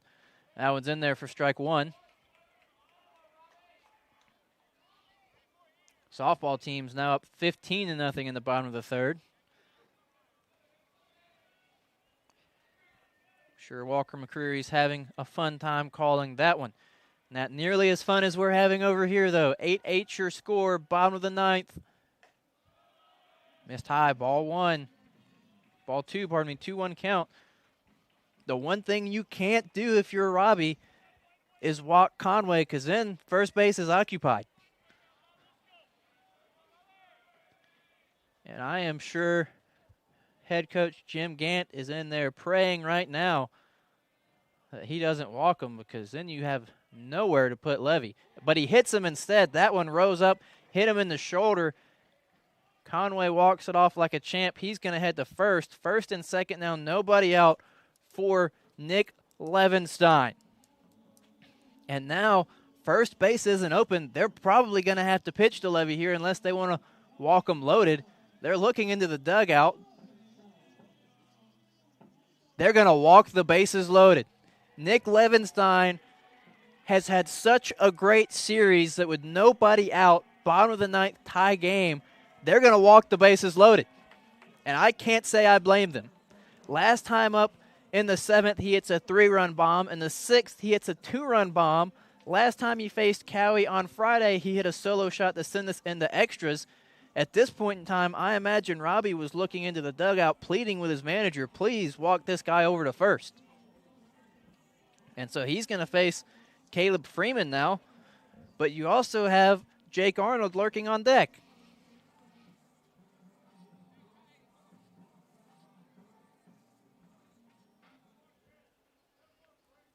And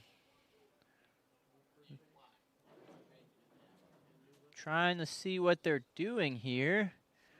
Looks like a defensive switch. They're going to send Zeb Burns out to left field and take Spiva's spot.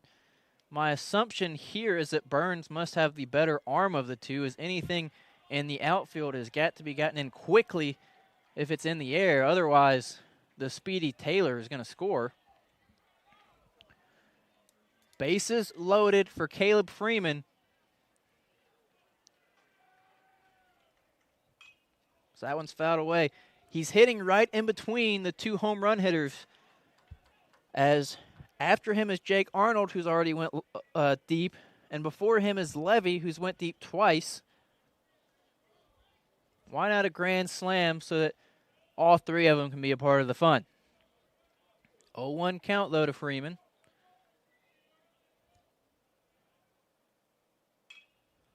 That one's a fly ball to left. Laura gives chase. That's going to land on top of the batting cages, and Freeman's quickly behind 0-2.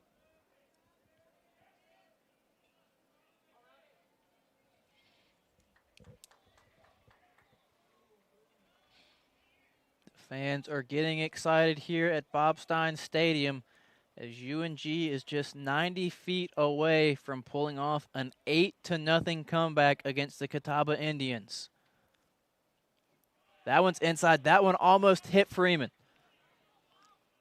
He dodged it, and right now he might be thinking, why didn't I just wear it? Because that would have ended the game.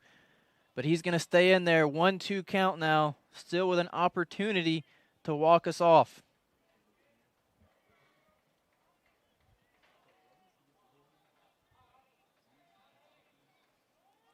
Time called now by Freeman. He's going to take a second to think about it. This is what every kid dreams about in their backyard. Bottom of the ninth, tie ball game, bases loaded. You're up to bat with 2 strikes. Fouls it off his foot.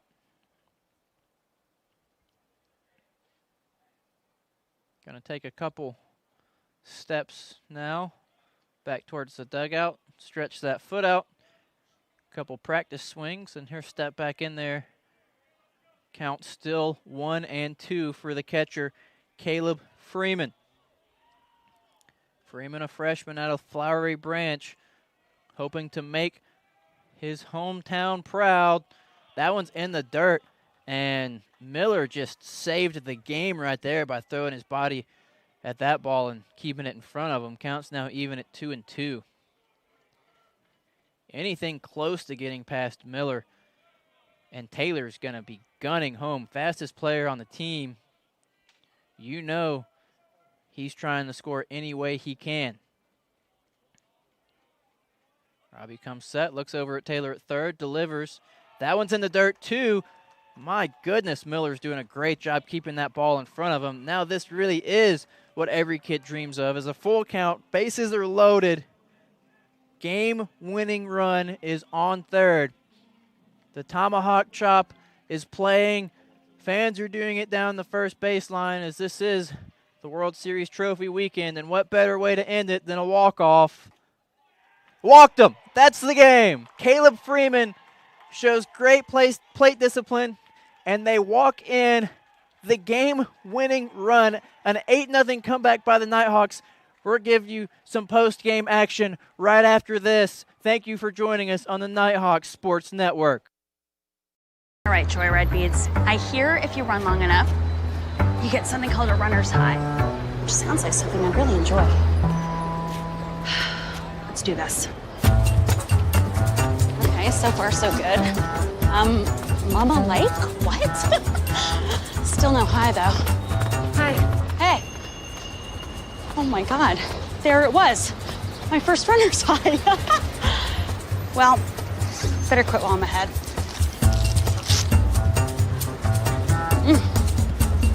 God, I'm good.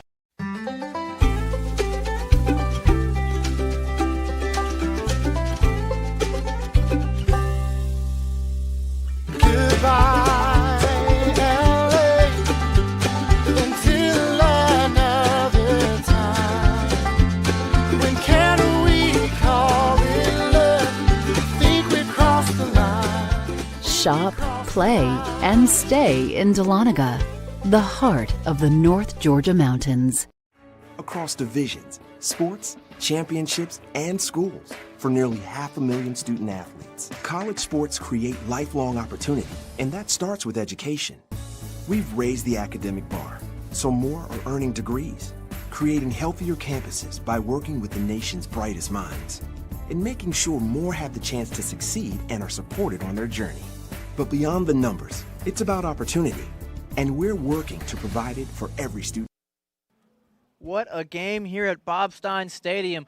UNG Nighthawks fell behind 8-0 after 4 innings. They knew coming into the contest today that after scoring only 2 runs on Friday and Saturday that the bats were going to have to come alive. And so it looked like they were going to be taking this series loss after 5, but man, did those bats come alive in the last half of the game. 2 runs in the 6th, 5 in the 7th, 1 in the 8th, and then the game-winning run was walked in the bottom of the 9th. All of this thanks to 2 Nick Levenstein home runs, 5 RBIs from him, and then Jake Arnold ending the series just like he started it, tying us up in the bottom of the 8th. What a series here at home for the UNG Nighthawks. They will take the series win. They've yet to lose a weekend series so far this year, and they will host Southern Wesleyan University on Wednesday to end this homestand. Thank you for joining us for a phenomenal game here at Bobstein Stadium. Until next time, have a good one. This is the Nighthawks Sports Network.